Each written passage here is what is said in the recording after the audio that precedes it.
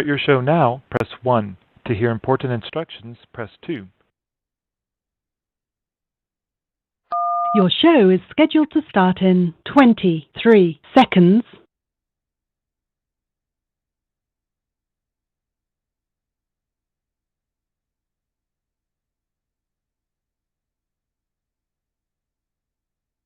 Your show will go live in 5 seconds. 4, 3, 2, 1.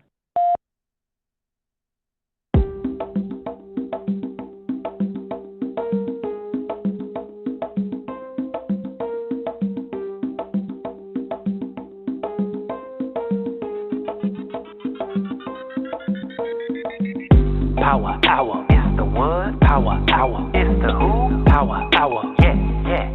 Blacks, Hispanics, and Natives. Power hour, it's the what? Power hour, it's the who? Power hour, yeah. Blacks, Hispanics, and every Saturday morning you need to be tuning in. Wake up, get crust out your eyes. We about to go live, so come get the schooling in. About our impression, we answer the questions like how do we get out this lower state? We let the scripts prophesy. We bringing the Bible to life so that you relate. The world thinks we're rejects, but that word we reject. Watch and we'll show you precept upon precept, line upon line. The scripts say we're the greatest, and they can't debate it.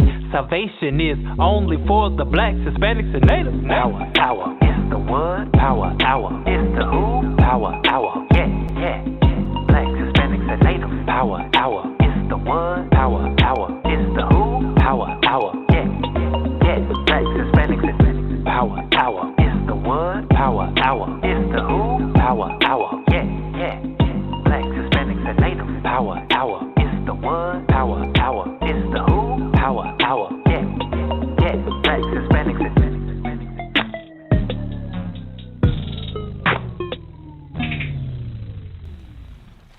Shalom, shalom. Welcome to the Power Hour Plus.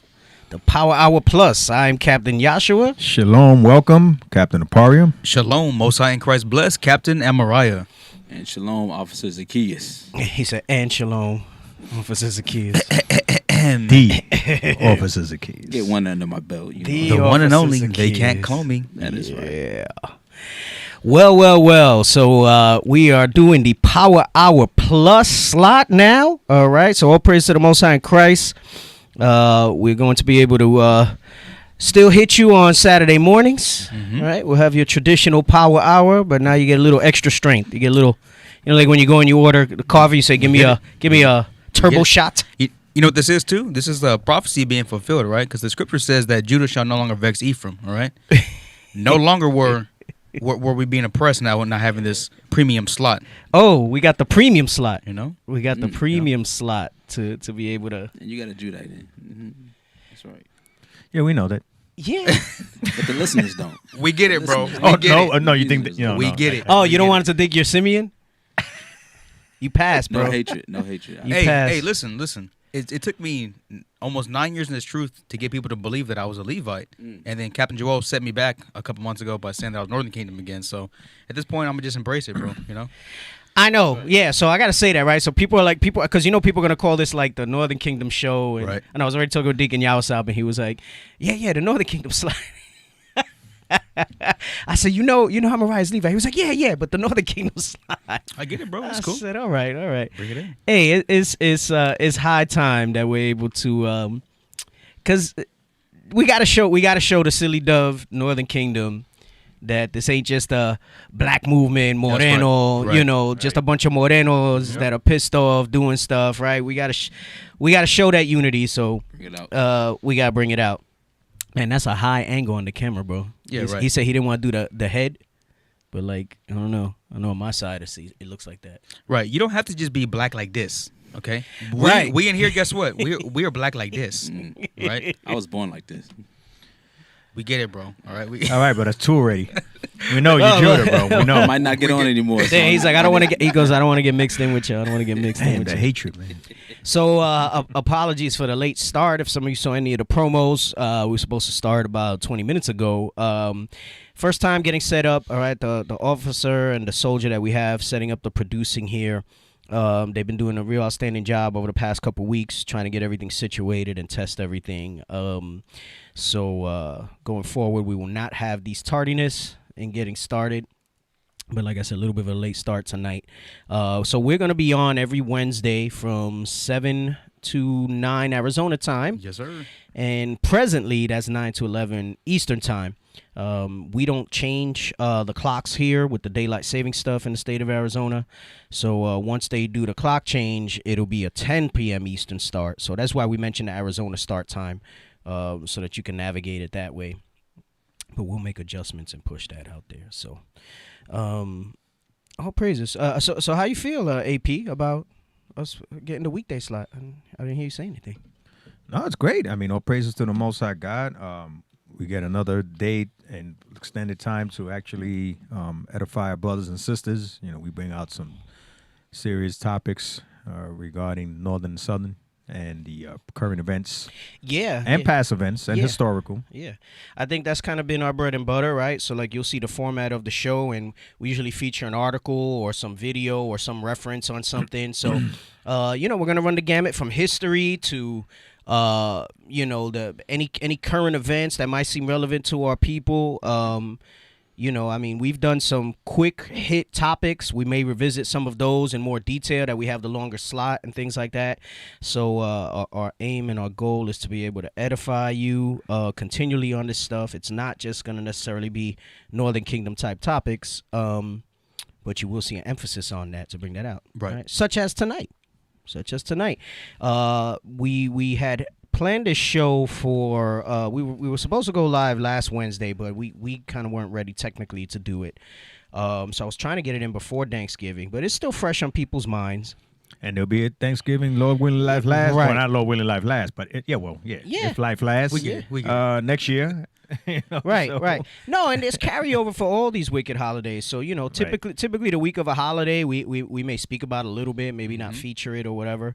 So, in the spirit of setting up the Saturday show, those of you who tune in for us on Saturday, we went over this very briefly. Lowe's will be able to go through much more. You guys saw the number of pages I posted, different excerpts that we're going to put out. So we'll be able to kind of talk about some of this stuff. And, I chose to start with this not just because of Thanksgiving, but, we might see how it flows.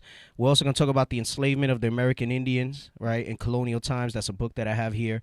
A lot of our brothers and sisters do not realize that, let alone so-called Hispanics, but that the Native Americans were in slavery, right? You have a lot of the groups out there. You have a lot of haters getting on and talking about those Hispanics, those Indians, they're not our people.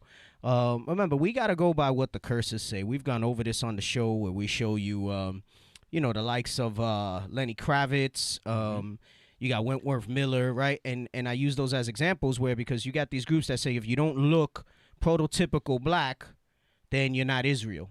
So by their standards, Lenny Kravitz, whose father is a Amalekite, Right, Cy Kravitz. right? Cy Kravitz would be acceptable, and Wentworth Miller, with his light skin and light eyes, and father looking like Shaft, would not be acceptable. We have to identify based on the curses, right? And we need to emphasize to our people and show that we are like that, right? And then also, you have a lot of our brothers and sisters from the southern tribes that they struggle to articulate the curses to our people because they don't know themselves these things. So we're gonna bring that stuff out to be able to show you how we were all in captivity together, like the scripture tells you, right? Hey, Cap, and check this out. Chances are, it's thousands, hundreds of generations before us, right? Chances are, somewhere along the line, we all mixed it with the heathen, even the Southern Kingdom, right? Because you are who your father is, right? So I mean, again, so I was talking about this with my wife, as a matter of fact. This is past day because, so let's say you had, some heathen blood, right, that got mixed up in the mix. You follow what I'm saying, right? Yep, I got you. Okay, and then an Israelite laid down with somebody that's with a female, that's the female blood. So now what? So what does that make you? Still your father's Right, seed. because it's of the seed is the point I'm making. Right. So you think that didn't happen in slavery, even with the Southern Kingdom slavery? I mean, y'all seen a Birth of a Nation. Right. It's the All right, same- right. same But if that, so the scene, which just angers me, but the scene where he had to give up his wife to the Edomite. Yeah, Okay. and that's what we just did that for movie night, so we saw that thing. I'm sorry, man. To the Edomite, right? So they let's say she would have got pregnant by that Edomite. Right. Okay. Along the line, that daughter, let's say, Mm-hmm. marries an Israelite and has a child. So what does that make that child, right? Yeah, right. But still had an Edomite in him, That was it, right. Hey, look. so to speak. All these people that stand up and say you got to be Afro, Hispanic or whatever, that's all prophecy being fulfilled. What I mentioned earlier in Isaiah, but also there's a reason why Christ goes out of his way to give the parable of the laborers that go into the vineyard. Because he knew, listen, there's going to come a point in time where people won't understand these things, but I'm going to send pastors according to mine heart Right. that will send them, I will send them teachers that way they can wake up to these curses. And then we say, oh, damn, I'm Israel. Okay, I'm not Mexican, I'm Israel. I'm not Native American, I'm Israel. And then they labor in that same vineyard for the same exact reward. That's the prophecy of the valley of dry bones, right? It Right. says, that their skin was upon them, but there was no life in them. So Absolutely. it's this progression that here in the last days, with knowledge abounding, right? More things being shown unto our people than men understand. And one of them is the mystery of who the rest of the 12 tribes are. So let me get Jeremiah 50 and 33 real quick, though, right? Because the scripture tells you, this is why it's important to understand historically about the split and the division that we had. I was thinking about that driving over here, how the New Testament is so misconstrued just for basic stuff because people don't understand. Like, they don't even understand what some of the sacrificial laws were like. And this is why sometimes you'll hear Christ's words and people don't understand it. Like, if you're in Christianity and stuff like that, you don't get it because you're left to fill in the blanks and assume. You ad-lib, right? It's like that show, whose line is it, right? That improv show. Whose line is it Yeah, anyway? so if you're there and you start in the New Testament and you don't have the background of the history of the Israelites, you're basically ad-libbing the show. You're improving for things that are not there, right? And we tend to do that, right? You tend to read things and absorb information from a relatable perspective. And if you can't relate to it, you start to infer things on it. And this is the whole confusion with the scriptures. But read this real quick, Jeremiah 15. Just want to say, producer, can you please post the link in the Telegram, please, for the show? People are asking. Yes, sir. Jeremiah 50:33. The book of Jeremiah, chapter 15, verse 33. Thus saith the Lord of hosts, the children of Israel and the children of Judah were oppressed together, and all that took them captives held them fast. They refused to let them go. Right, so it says that Israel and Judah were oppressed together. The northern kingdom and the southern kingdom were oppressed together. That means the natives, the Hispanics, all right, the blacks. And I think, gosh, I'm trying to remember if there's a part here where it talks about, you're going to see the overlapping timelines. That's where we can get to it in tonight's show. If not, we're totally okay with doing the second part as we move away from the Thanksgiving piece. And I was doing some reading in one of these books. I can't remember exactly which one. And it's around the same time that the conquistadors were doing stuff in the Caribbean. You saw different things going on up this way as well. Like this particular book goes into how some of the so-called Vikings were taking our people captive in here, right? So that's something to look into as well. And I know there's some rumblings out there that, the Vikings were Israel. There's not enough context for that. Maybe some of them were, right? But by and large, they were Anglo-Saxon, right? And they were, because they were nasty, some of them, right? Like, they were not like these. Some of them? Well, Oh my the ones that goodness, were not bro. Israel. Yeah, right. Exactly. Right, so Disgusting. but we're gonna talk about how all them Europeans were nasty. That's part in the other book that we're gonna read. So many points in history where it tells you they didn't bathe, they didn't like to take their clothes off. We'll read about it in a little bit. But read this verse again from the top. Thus saith the Lord of hosts, the children of Israel. Right, God says this, right? So I don't care what documentaries you watch, what other camps, what other Old Testament Israelites out there that try to Bring it preach this out. stuff. All right, God says, come on. The children of Israel and the children of Judah were oppressed together. Oppressed together, right? Meaning we were in the same types of captivities. And there were some instances where, yes, we were side by side in some of the fields with the other tribes. All And you right? know what's interesting? Kat? He had to put this in there because he understood what was going to happen in the last Yeah, days, right. just like he had to put Isaiah 11 in there as well. Right? Why did he ask yourself? Why did he have to put these two in there if everybody knew who they were already? Right. Right. Hey, and that's why I had to put in there about the speckled bird. Yep. That's why Hosea is so deep, going Hosea, into 7. understanding how it worked and why the remnant. Because some people try to say, well, if they was raped by so many conquistadors, then they're not Israel. We've gone over that, and Lord's will go Hosea over that 9. type of stuff again. All right. But go ahead, read on. And all that took them captives held them fast. They refused to let them go. And they notice it has to say captives because I'm telling you, a lot of people say Deuteronomy 28:60. It only applies to the southern kingdom. Historically, that's the most well-documented slave trade. So, and I mentioned this on Saturday's show, what you don't often see in the history books and in the school system and where you get your knowledge from, right? And even if you don't subscribe to that knowledge now, that formed in your formative years the foundation of your views. What you don't see is that much information, even though it is out there and well documented about the so-called Native American, so-called Hispanic captivity and slave trade. Remember, I said this is just me speaking. I believe, outside of obviously the conspiracy to keep division between us, it's also largely based on the fact that there was so much genocide with the northern tribes that by the time they realized that, damn, we were destroying our commodity and basically our free labor, they still committed horrible atrocities to Southern Kingdom in the way slavery evolved. But remember, they still tried to save the use of them, right? They were very hesitant with a rebellious Negro to put him down right away versus with the Hispanics where they would just chop a hand real quick. You saw that when we were watching the movie in movie night, Birth of a Nation, how, instead of killing the rebellious Negroes, he's in there, they had to force feed them because they wanted to keep them alive. Yeah, right. Right? Because they had value to them. And breed. Right, and breed, because to them they were seen as an investment.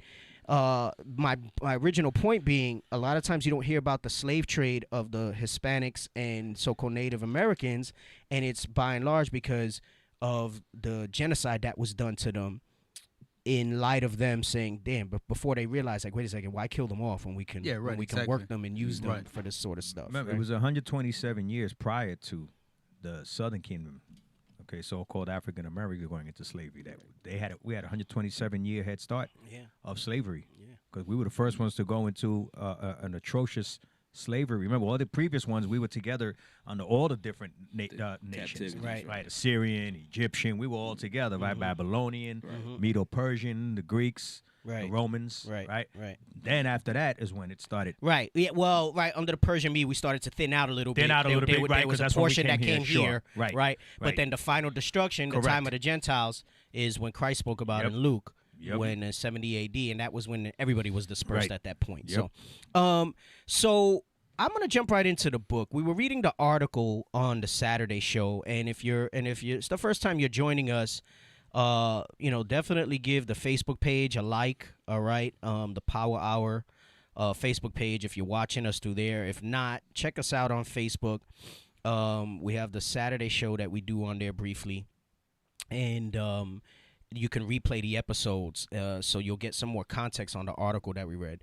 And it was inspired by reading this article about, the indigenous, talking about the National Day of Mourning, right? And especially the Wampanoag tribe up in Massachusetts, right? And, they were talking about no thanks, no givings, because many of us may not have realized it, but this Thanksgiving, right, because those of us who are repenting don't give a crap about it, but the significance for our people is that this Thanksgiving marks the 400th anniversary of that first Thanksgiving when the Pilgrims arrived in 1620 at Plymouth Rock. Crazy, man. So 400 years since the atrocities and the horrors that we read about.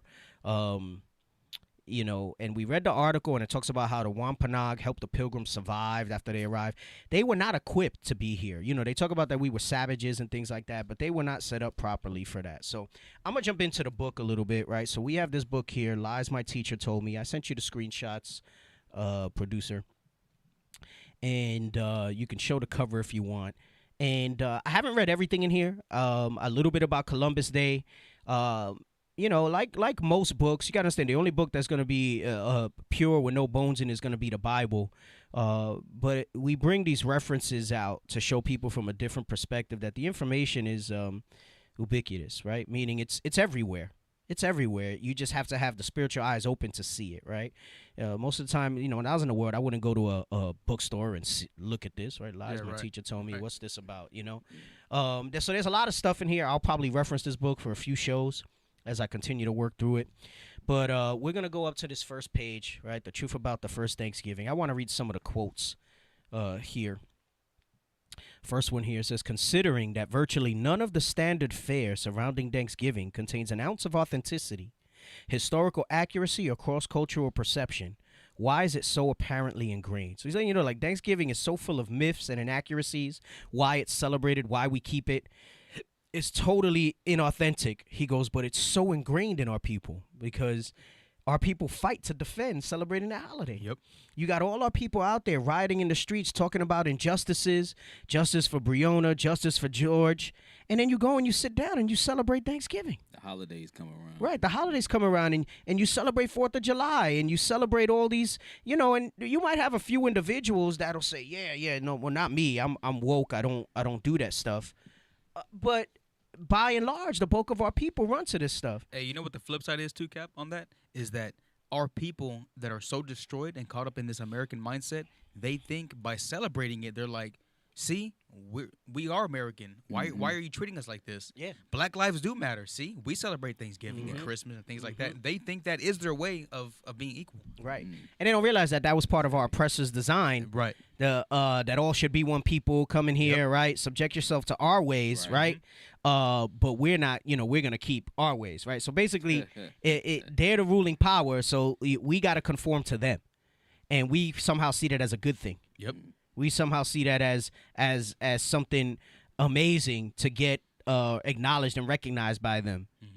But we're Americans too. That's exactly what it is. That's exactly what Black Lives Matter. See, we also celebrate Thanksgiving. Come on, man. Ridiculous. So it says it is necessary to the American psyche to perpetually exploit and debase its victims in order to justify its history, and that's what basically Thanksgiving represents. It's necessary in their minds, and you've seen them in the age of Trumpism, right? How since they had a mouthpiece, because they've always felt that way. Trump is not the cause or the rise of these people. Absolutely not. He's just been the enabler for them to speak this stuff, right? So it's part of the American psyche for these people to perpetually exploit and debase its victims to justify their history. They want to justify their history. Here's another quote. It says, European explorers and invaders. Notice they don't. Yeah, right. Right. They call them explorers. They call them settlers. They all were invaders. Right. It says, European explorers and invaders discovered an inhabited land. Had it been pristine wilderness then, it would possibly be so still. For neither the technology nor the social organization of Europe in the 16th and 17th centuries had the capacity to maintain of its own resources outpost colonies thousands of miles from home. What he's basically saying is that, first of all, it's BS to say that they came and they discovered and they were explorers, because there were over 100 million Native Americans over here, and that's just the U.S. mainland. That's not including in South America. I think by estimated count, when you include the Caribbean, what's known as South Central America today, and the United States, it's almost like 500 million people were here. Wow. 500 million. But they came to explore and discover. Explore means that you're going to eventually leave. Right. Right. But here's the second part of this quote that's so interesting. He says, they neither had the technology nor the social organization. Because what do they say when they got here? That they were savages here. It said Europe in the 16th and 17th centuries did not have the technology nor the social organization to be able to settle this land. Flip side. They would not have the capacity to have maintained of its own resources. But there was sewage in the streets of Europe. The Black Plague. Right. There was sewage. Like, they didn't have sewer systems. Nope. Supposedly so modernized these heathen were. Here's another one. I'm going to skip to the one that's highlighted. It says, it is painful to advert to these things, but our forefathers, though wise, pious, and sincere, and this isn't our forefathers. He's talking about Edom, right? There's an Edomite talking about Edomites. Were nevertheless, in respect to Christian charity, under a cloud, and in history, truth should be held sacred at whatever cost. especially against the narrow and futile patriotism, which instead of pressing forward in pursuit of truth, takes pride in walking backwards to cover the slightest nakedness of our forefathers. So basically, he's saying they all the BS that they stand for with patriotism and the founding fathers and how pure they were, instead of being beholden to truth, they rather cover those things up. This is why never forget the Holocaust, never forget any other, so-called atrocity, but forget slavery. That was so long ago. What are you talking about the first Thanksgiving? What are you talking about conquistadors? That was such a long time ago. It's a lot of BS. It's a lot of BS. So check this out. So he says, over the last few years, I've asked hundreds of college students. It starts in the school system. Remember, we were doing the series on agents of socialization. And to show you how endemic, they talk about the pandemic of COVID, and it's going to be endemic with us from here on out, right? Pandemic is when it's exploding. Endemic means it's going to always be present in the population, like flu. Well, you talk about the endemic of socializing people. This is how it's so ingrained in our people that they fight to defend it. It's like in the Matrix, where he goes, they're so lost, their minds are so wrapped up in the Matrix that they'll even fight to defend it. Mm-hmm. And so even if you show them this truth. So he says, over the last few years, I've asked hundreds of college students, when was the country we know as the United States first settled? This is a generous way of phrasing the question. Mm-hmm. Surely we know as implies the original settlement antedated the founding of the United States. I initially believed, certainly I had hope, that students would suggest 30,000 BC or some other pre-Columbian date.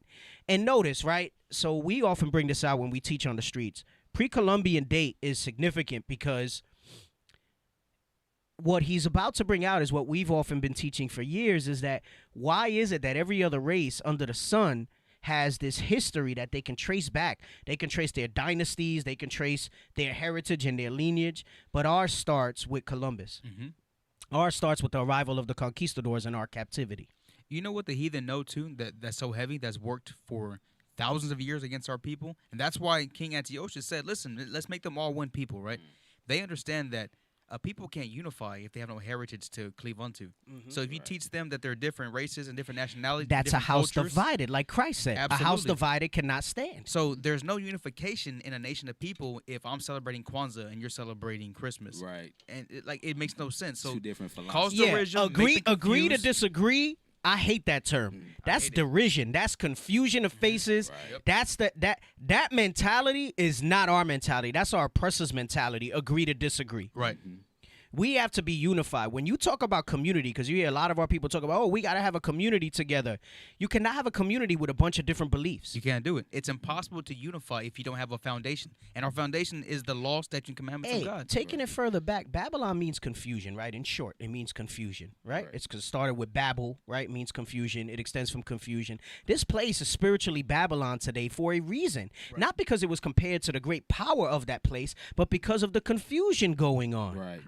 I was reading, you got that actress, Ellen Page, yeah, Edomite actress. I was going to say the same thing, Elliot. And she posts that, so that's one part, right? But then the second part is, so now I was just so mad when I read her post, and I'm not going to digress from the show, but I got to bring this point out, right? So Ellen Page, you've seen her as Juno. She's most known for. If you know about the movie Juno, she's the one from Umbrella Academy. She's in Umbrella Academy. She was in X-Men, small part as one of the characters there, like the one that phases. I forgot her name. Anyway, so she makes this statement that not only is she, so first she came out gay like years ago, right? And then now she's saying not only is she not a she, she's a he, and her name is Elliot. But she's also, I guess, what they call cisgender, and she wants to be known as they. Yeah. Yeah. So her correct pronouns, she said, is he and they. And this is the pomp of Edom, the aggravation, going back to the point of the confusion of this place. She makes this statement, and everybody rallied to support it. So literally one day she woke up and decided to say, I would like to be known as he and they. And my name is Elliot now. And articles and media support and people rallying to it. And one of us wakes up one day and say, I would like to be known as Yahshua and not Ricardo anymore. Not that Ricardo was my name. I would like to be known as Yahshua.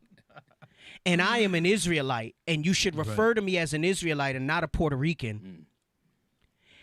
And we're anti-Semitic, and we're a hate group. Right.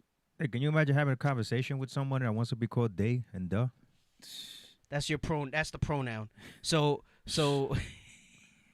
and I said, gosh, she just with so much authority made this proclamation, and everybody. That's the power of the mic, man. You cannot tell me that when the scripture talks about that they're seen as God on the earth. Right. That's the power of the white man. Right. That she made this proclamation. That, hey, you need to refer to me as he and they. And dared her. And my name is Elliot, not Ellen. Bro, And the funny thing is that if you talk, I have a vagina. I was going to say a derogatory. Yeah, I have a vagina. the funny thing is, if you were not to address her as such, people Right. can make a complaint against yeah, you. exactly. And you And it would would be get in accepted. trouble. The cancel culture would get you your job loss, Facts. all types of madness over That's that. crazy. Bro, just think how crazy that sounds, right? You're waiting to leave the house to go to some event, and they say, "Hey, so what are we waiting for?" "Oh, we're waiting on Elliot. He's on his way." And then you got to respond, "Well, what time are they coming?" It's one person coming, bro. Gosh. That's confusion as hell, man. This place is wicked as hell. That needs to be destroyed by You're right. fire, man. You're right. Crazy. So going back, what sparked that little digression was that we're talking about pre-Columbian, and that's the point that I wanted to talk about, because basically this professor that wrote this book is saying that he asked college level students, when was America settled? And he worded it and he said, understanding that people were here already. So it was already settled when you got here. So he said, I was astonished, and I was hoping that at least one of them would give some pre-Columbian date. But our captivity starts with slavery. That's right. I mean, our history starts with slavery, with our captivity. He said they did not. Their consensus answer was 1620. So prior to that, despite what the Bible says of how we were here from roughly around 500 BC or so, right? They're gonna say Still use 1620. the same, right. Talk about taking a crap on our people, right? History. On our history. So he says, obviously, my students' heads have been filled with America's origin myth. It's a myth. They feed you lies, and we defend it. He says, the story of the first Thanksgiving. Textbooks are among the retailers of this primal legend. Textbooks. Letting you know how the school system conditions our children. Yep. He says, part of the problem is the word settle. Settlers were white, a student once pointed out to me. Indians didn't settle. So you see the race in that? He says settlers implies white, and Indians being savage, meaning Israelites, we didn't settle. He says students are not the only people misled by settle. The film that introduces visitors to Plymouth Plantation tells how they went about the work of civilizing a hostile wilderness. So they don't say a hostile people in the documentary. They say they civilized a hostile wilderness. So what does that imply by extension? See, that's that hip talk where they talk crap about us to our face, and we're so blind and confused that we don't even acknowledge and see to read between the lines. Yep. That's the dog whistles. Hey, all praises. They said we got someone there watching us from India. Wow. Hey, all praises. Talk about the scattered, bro. telling you, 12 scattered. That's Israel amazing. time to wake up. All praises. Shout out to our brothers and sisters in India. That was Persia. That's right. That's facts. And guess what? A lot of the sheiks were Ephraim. That's right. A lot of the respected sheiks in India were Ephraim. Bring it out. So Yeah, that's crazy, man. Yes, we were. yeah, all that history that's there, right? So that's some. Hey, I got a ton of books that I just can't get through, but now with the show, I'm gonna have to start bringing some of that stuff Gotta out. bring out the football. I know. Listen, I've got my tutelage from Deacon Ithan, the Northern Kingdom Avatar. Yes, All sir. right. Yes, sir. Hey, no, straight up. He was one of our main teachers. He lived in the Bronx when we first started repenting. I used to have him over to the house. All praise to the Most High. Hey, I often talk about those times that you miss, that they're special. You gotta embrace those things, because as the work gets larger and more fulfilling, like those times aren't there. You're not available to do that. But used to come over. We used to all gather at my house. Occasionally we would go to his and just boom, questions all night. Just boom, boom, boom, boom, bringing stuff out. But all praises. We got brother there in India. Oh, we got someone here in Montana. We everywhere. So back to the settlers thing. So it says, one Thanksgiving weekend, I listened as a guide at the Statue of Liberty talked about European immigrants populating a wild East Coast. It's not very different than the way they refer to us now. Look, they're animals. They're wild. Look at the way they treat each other. As we shall see, however, if American Indians hadn't already settled New England, Europeans would have had a much tougher job of it. So we actually were their salvation in this. We were in their salvation in this. I'm going to jump down to the bottom, and he says he's talking about to find a textbook that talks about the West Coast, right, before the Eastern colonies. He goes, why don't they? Why don't they talk about all the other things about the natives having been here, the help that they gave to the pilgrims? And when you get to this highlighted point down at the bottom of the page, it says, why don't they speak about that? And he says, perhaps because most textbook authors are WASPs, which stands for White Anglo-Saxon Protestants. There it is. Your history is fed to you By wasp. by WASP. Your oppressors. Your oppressors.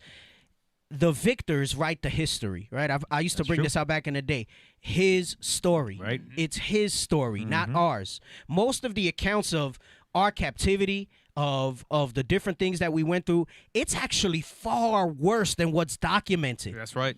This is why you need the Bible to bring some of that stuff, because the Bible don't sugarcoat nothing. It talks about how they dashed our babies on the rocks, Right. how they ravished our women and all that, because they seek, remember one of the quotes we read earlier, they seek to subvert and hide their past. They don't want to bear naked their sin. Hey, hence why you don't see a lot of people didn't know. I didn't know really how deep that slavery went until I came into this truth with the Northern Kingdom, with the so-called Hispanics and Native Americans.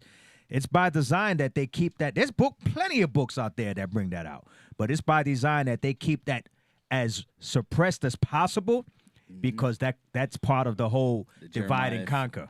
That's that Jeremiah 50:33. Right. They know when the togetherness. Right. That's what's going to bring Right, Judah right. and Israel together. Exactly. That's part of the divide and conquer strategy, man. Again, because of the WASP. Right. Yeah. Hey, that's why we often talk about that on the show. It was Psalms 83.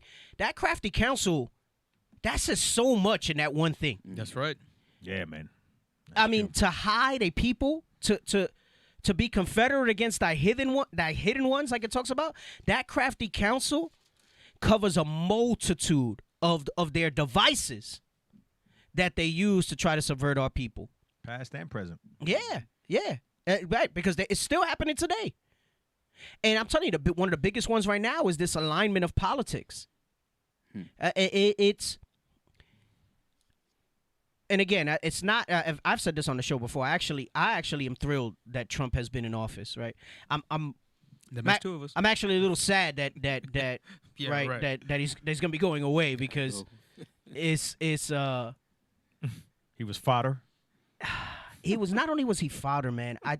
Remember, I've said this before. He was the wake up call our people needed after they went to sleep when Barack Obama got elected. Right. That's right. Right. Thinking that how could you go from such a milestone of a black president, your first black president, to then like the most racist, most outspoken. I mean, they were all racist, but as most outspoken about it. Yep. And I'm disappointed that he's gone, but he really points it out there, that division. And what's happened is it's driven our people, part of the Crafty Council today, to this thing to choose a side in politics, right? To choose a side in politics.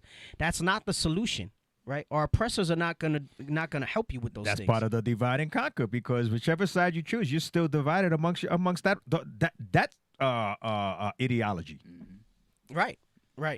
Let me get page 72 in the book. All right, the lies my teacher told me.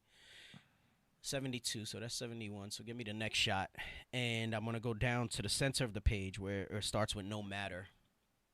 Yeah, I sent them in order. No, that's not it. That's 74. I didn't give you 72.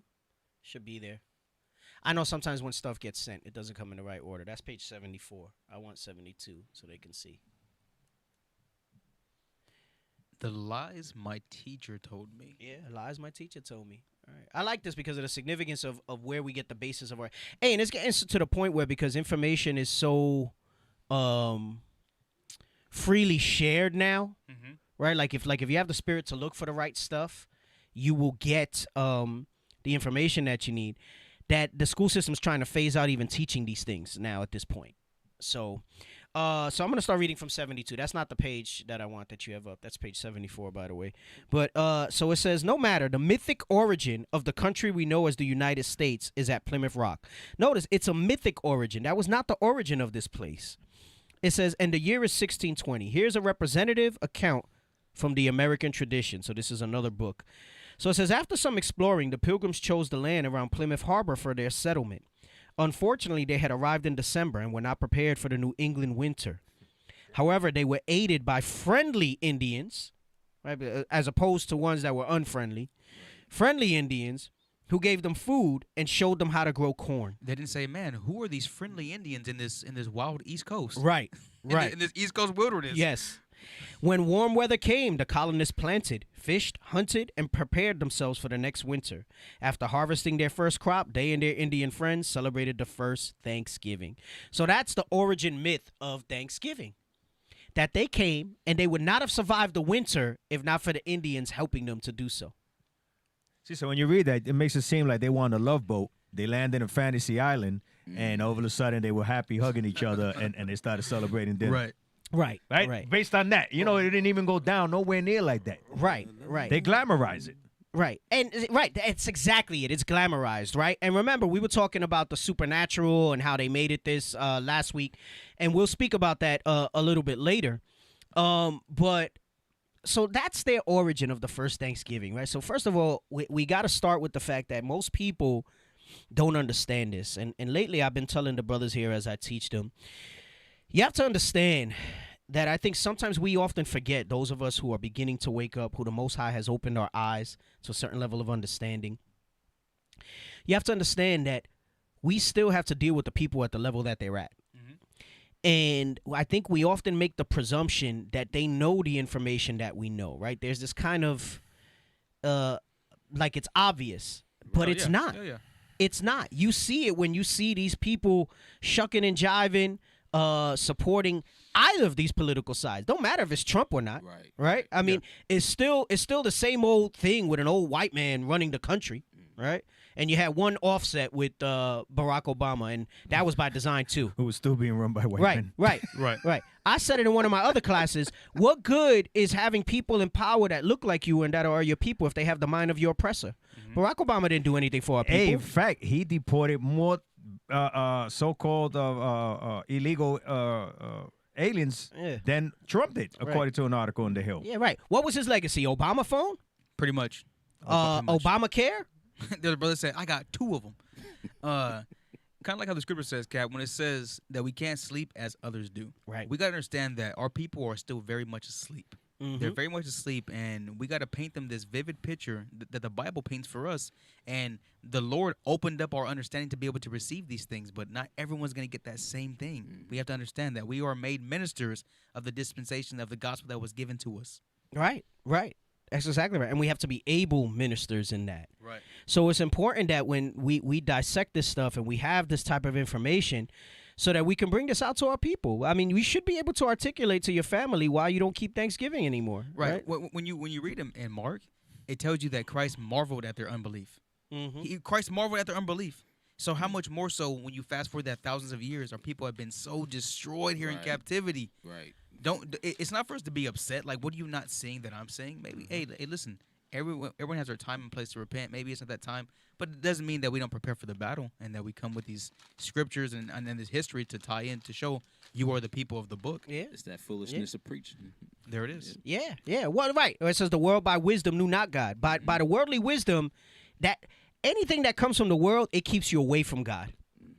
And that includes your Christianity. Good point. Christians hate that thing. So this is why I say the world by wisdom knew not God, meaning by the world's wisdom. And that's why it says it pleased God by the foolishness of preaching that set number, that 1/3 that will be awoken up, will see it. And not by the knowledge of what you see out there with all this technology and how this man. But I still can't get over how this chick just announced what she announced, and everybody ran to embrace that to her.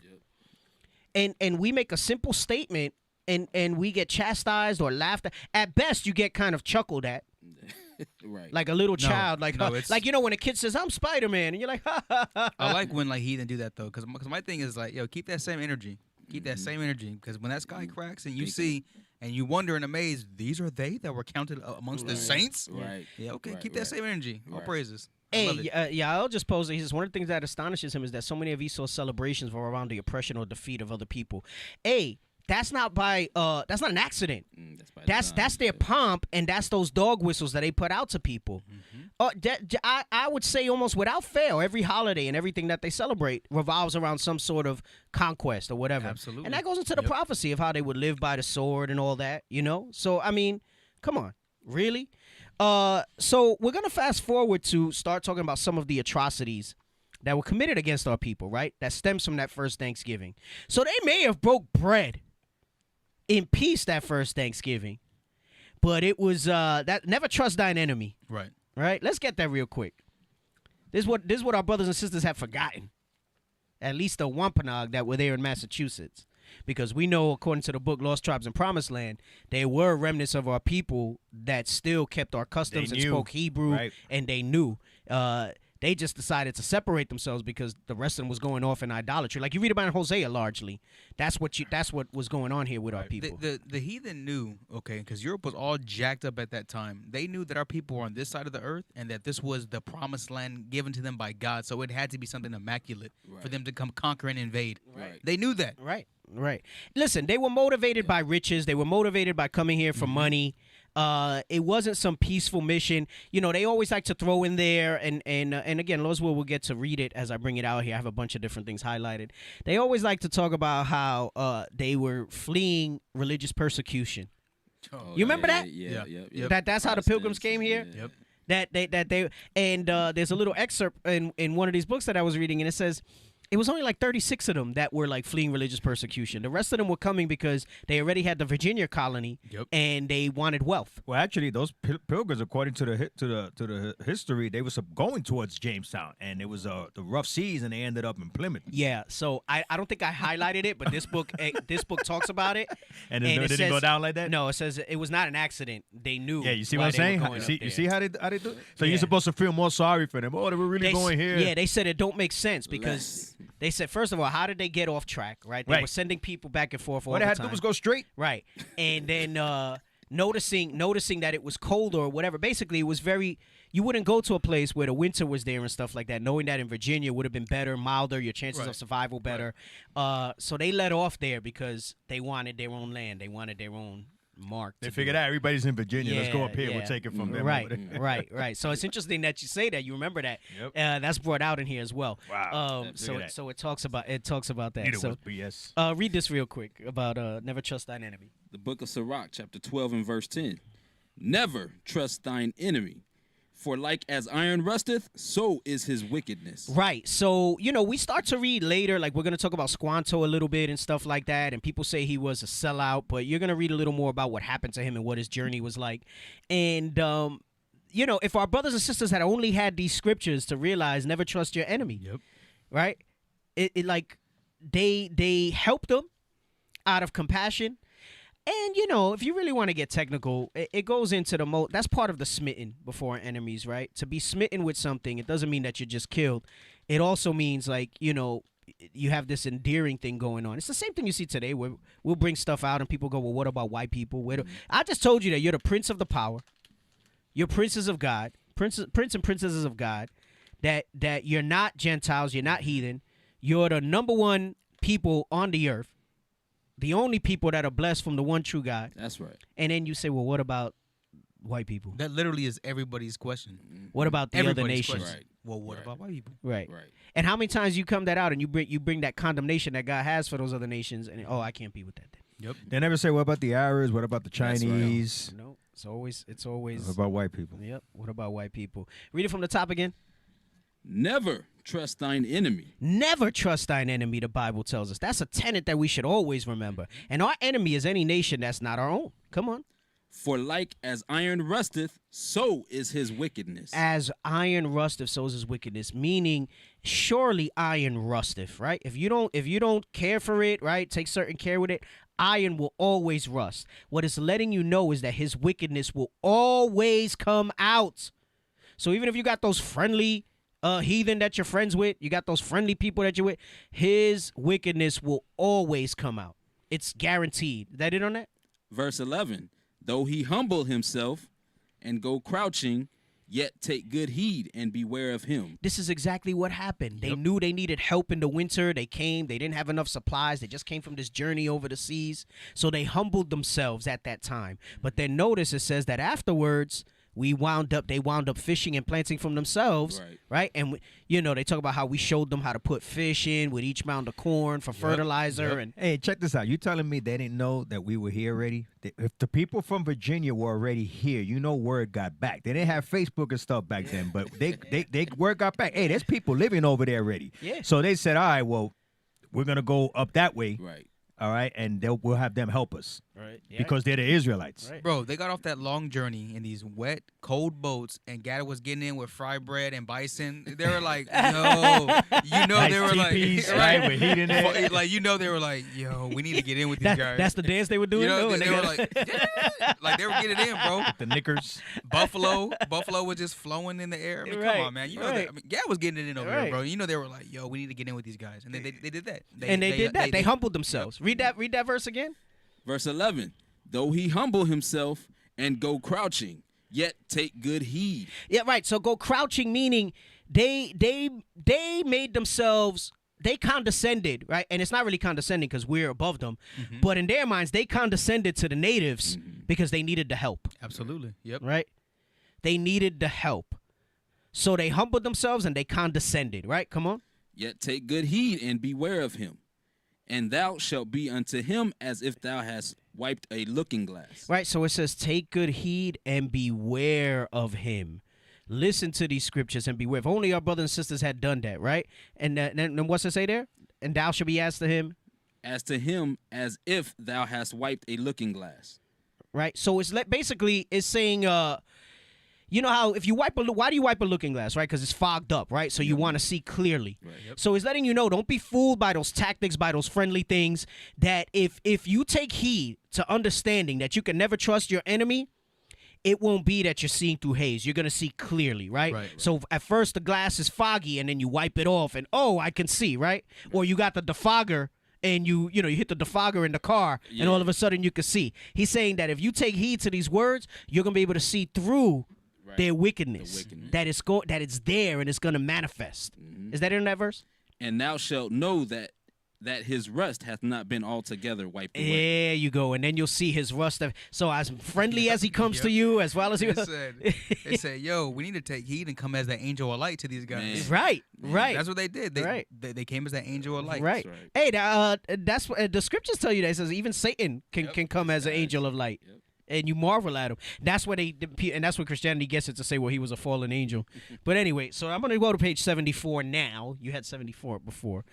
I apologize if I didn't send you 72. I thought I did. But so it says some areas in the Americas did have high social density. So the reason this comes out, I'm sorry, I should have set this up before I started reading this, is that one of the excuses that they give coming over here and how they felt justified in their actions and how they minimize the level of genocide that happened here was they say there was not that many people here. No more than 1 to 2 million in the whole United States is what they say. So there was enough land for everybody is what they're trying to say.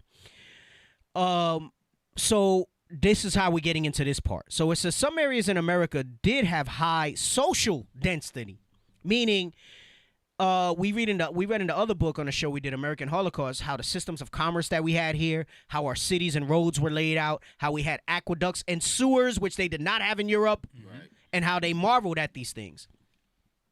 And it says Incan roads connected towns from northern Ecuador to Chile. You know how far that is? Yeah. Real far. Real far. Wait, right. their justification was that there wasn't that many people? That makes right. no sense, bro. Right. And why would you need a road? So what they're saying is that their atrocity wasn't that bad, and it justifies their manifest destiny mentality. So if someone has a house that's 8,000 square feet and they got a family of 5, it's okay for me to move my family of 5 in That's there. exactly and their say, justification. Well, listen, there's Right. enough room. That's what they did. So it serves a couple purposes. It lets them know that there was space, and it minimizes the actual death toll. Yeah, right. That's under their hand. So he says, Incan roads connected towns from northern Ecuador to Chile. 1,500 to 2,000 years ago, the population of Cahoica, Illinois, numbered about 40,000. Trade linked the Great Lakes to Florida and the Rockies to what is now New England, letting you know that these tribes, they try to say that we were like warring tribes, and yeah, we had beef with each other, but they're saying that we were basically just these tribal nomads that had no infrastructure, and it's letting you know that we had systems of trade that linked you know how back then the Great Lakes to Florida. They were, and hardly any road, not the infrastructure you got now, right? Because you say, that's only maybe a day drive nowadays in a freaking gas-powered automobile with paved roads. Hey, to trade, you had commodities. Right. Stuff that people wanted. Yes, because different parts of the country, you grow different types of things, right? Florida's known for citrus, right? You get potatoes from Idaho or whatever, right? Different areas, right? So they had systems of commerce and commodities, right? So it says... and we are therefore not dealing with isolated bands of primitive peoples, because that's how they justify their evil. They try to say that we were isolated bands of primitive people, and they came and gave us Christianity, and they came and gave us civilization, and they humbled our savage ways. They say that we were naked. We didn't have any type of honor or structure. That couldn't be further from the truth. And that stuff is out there in the history books, but they don't teach you that in they schools. say we had no religion. Right. We had no religious beliefs. Right. Savage. And if you look at it, while the religious beliefs were idolatrous, we have plenty of other books that show you that they were loosely based on biblical customs. There's another book called by James Adair, The History of the American Indians.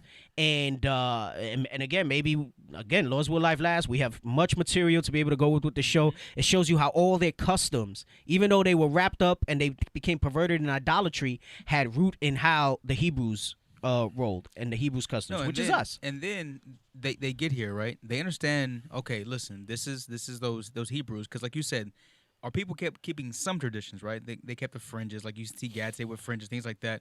They knew, okay, this is the Hebrews, but they're not fully rooted because they're into all this other stuff. And then they understood Judith 5. Okay, we can overcome them. Right. We can overcome them with smallpox blankets and all these other things with this small number that we have because God's not with them right now. Mm-hmm. Yep.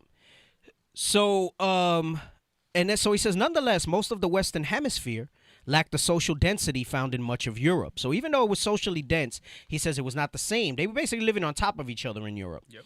And he says, in much of Europe, Africa, and Asia, and nowhere in the Western Hemisphere were there sinkholes of sickness like London or Cairo with raw sewage running in the streets. Letting you know that in what was seen, what we talk today about the old world and what was seen as the modern world and how they framed themselves that they were better than us. He says, he's telling you here that there were sinkholes of sickness. London was not a great city. He said raw sewage. That means shit and piss would run down the streets. On the cobblestone. That's where they left. No wonder they had the plague and they freaking got almost wiped out. So it says the scarcity of disease in the Americas was also partly attributable to the basic hygiene practiced by the region's inhabitants. Right. Again, pointing to our civilized nature, how we are not dirty, filthy. Right. It says that our what should be basic hygiene, these so-called advanced people, who those of us that understand the scriptures understand that they're the real cavemen. Right. It says we practiced basic hygiene. Residents of Northern Europe and England rarely bathed. Damn. Believing it unhealthy. Wow, that's an Well, excuse. they thought washing their To be a stinky dirty behinds. Sounds No. a Bro, you should take a shower. Nah, I might get sick. No, you're gonna make me sick. Take a shower. He said they rarely bathed, they believing it unhealthy, and rarely removed all of their clothing at one time, believing it immodest. Meaning they always kept something on. Part of it. Yep. So you read about the Khazars, and it talks about how the Khazars will wear their undergarments until they disintegrated. Bro, do you know what you have to do to wear clothing to disintegrates? How nasty that is? That's disgusting. Hey, and the clothing back then was like, whoa. So, Heavy for duty, that right? heavy duty stuff, That man. was heavy duty. It wasn't no thing and from not the Kohl's cheap thing or in Taiwan Target. that's made in Right. Taiwan or whatever. That like was now. the real McCoy, man. Right. Nasty, uncivilized. Ugh. Right? The Pilgrims smelled bad to the Indians. They stunk when they got here. Bro, they were on a ship for like 8 to 10 months, and then they had these type of practices. It says they smelled bad to the Indians. Squanto tried without success to teach them to bathe. Damn, he couldn't even get it right. Yeah. Couldn't get, Yo, our people had to teach them hygiene, trying to teach them how to bathe. It says he tried to teach them how to bathe unsuccessfully. And that was Squanto's biographer. For all these reasons, the inhabitants of North and South America, like Australian Aborigines and the peoples of the far-flung Pacific Islands, were a remarkably healthy race before Columbus. There it is. We were remarkably healthy before Columbus. They brought diseases, sickness upon us. We're going to read about that in a second. Let me get Deuteronomy 28, and let's start at 58.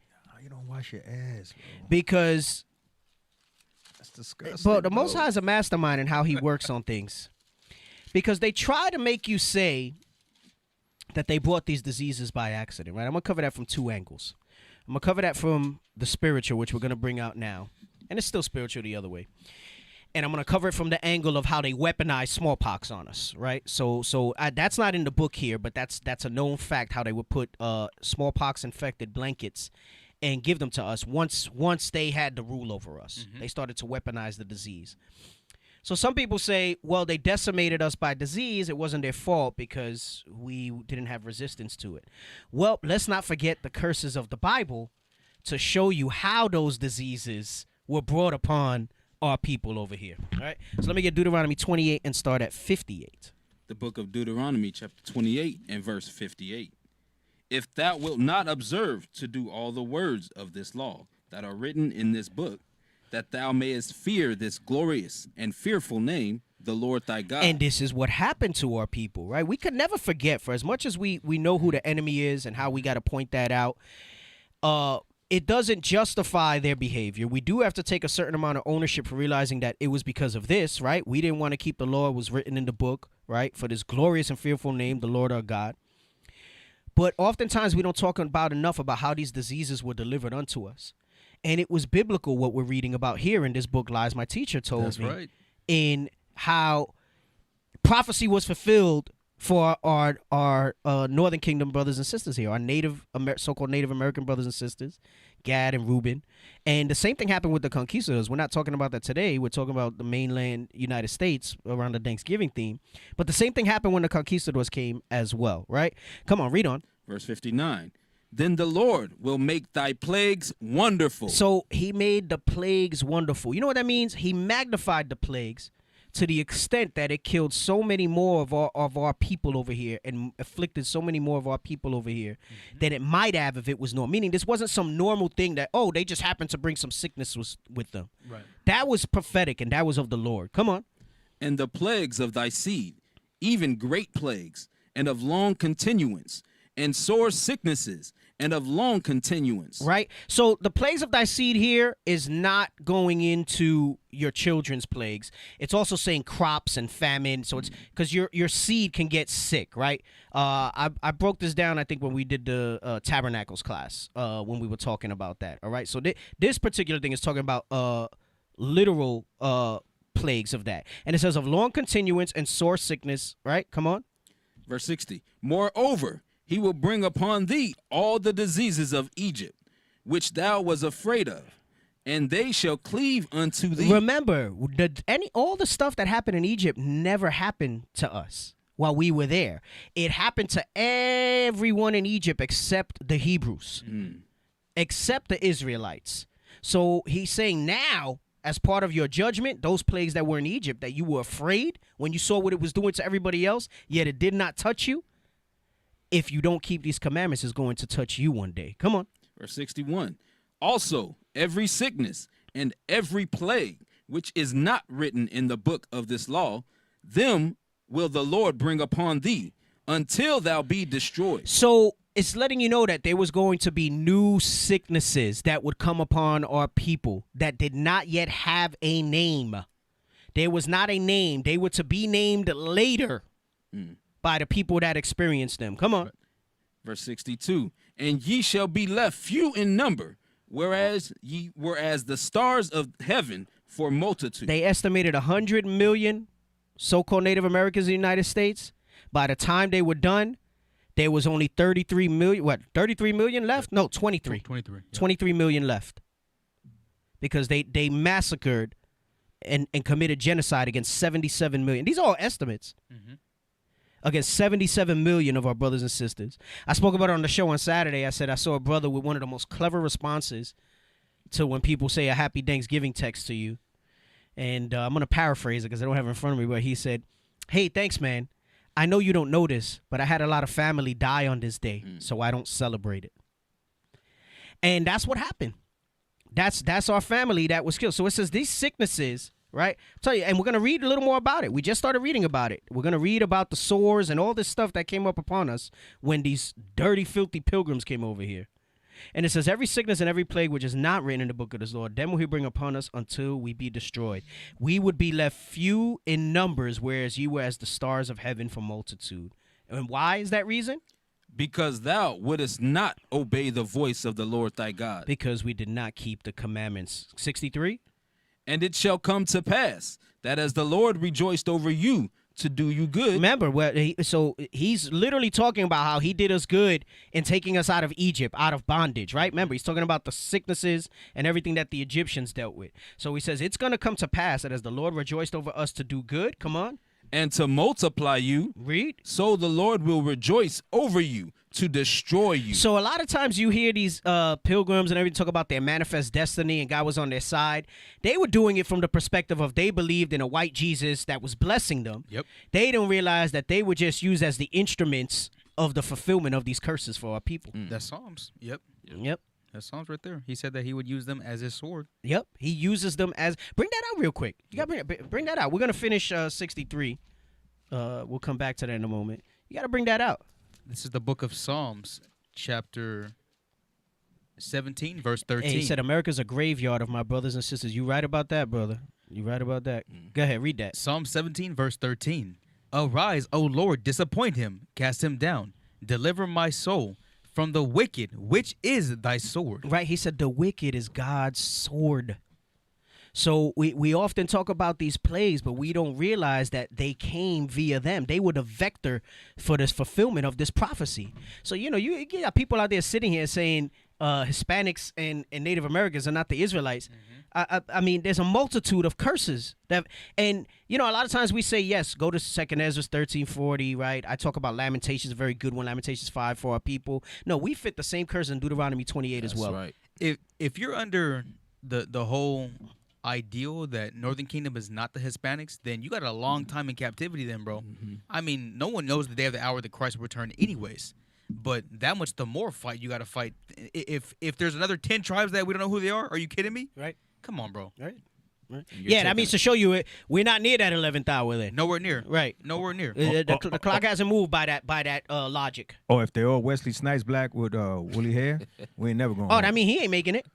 That's facts. You might not make it according to their Pass standards. that brown paper bag. Right. All the way. I know.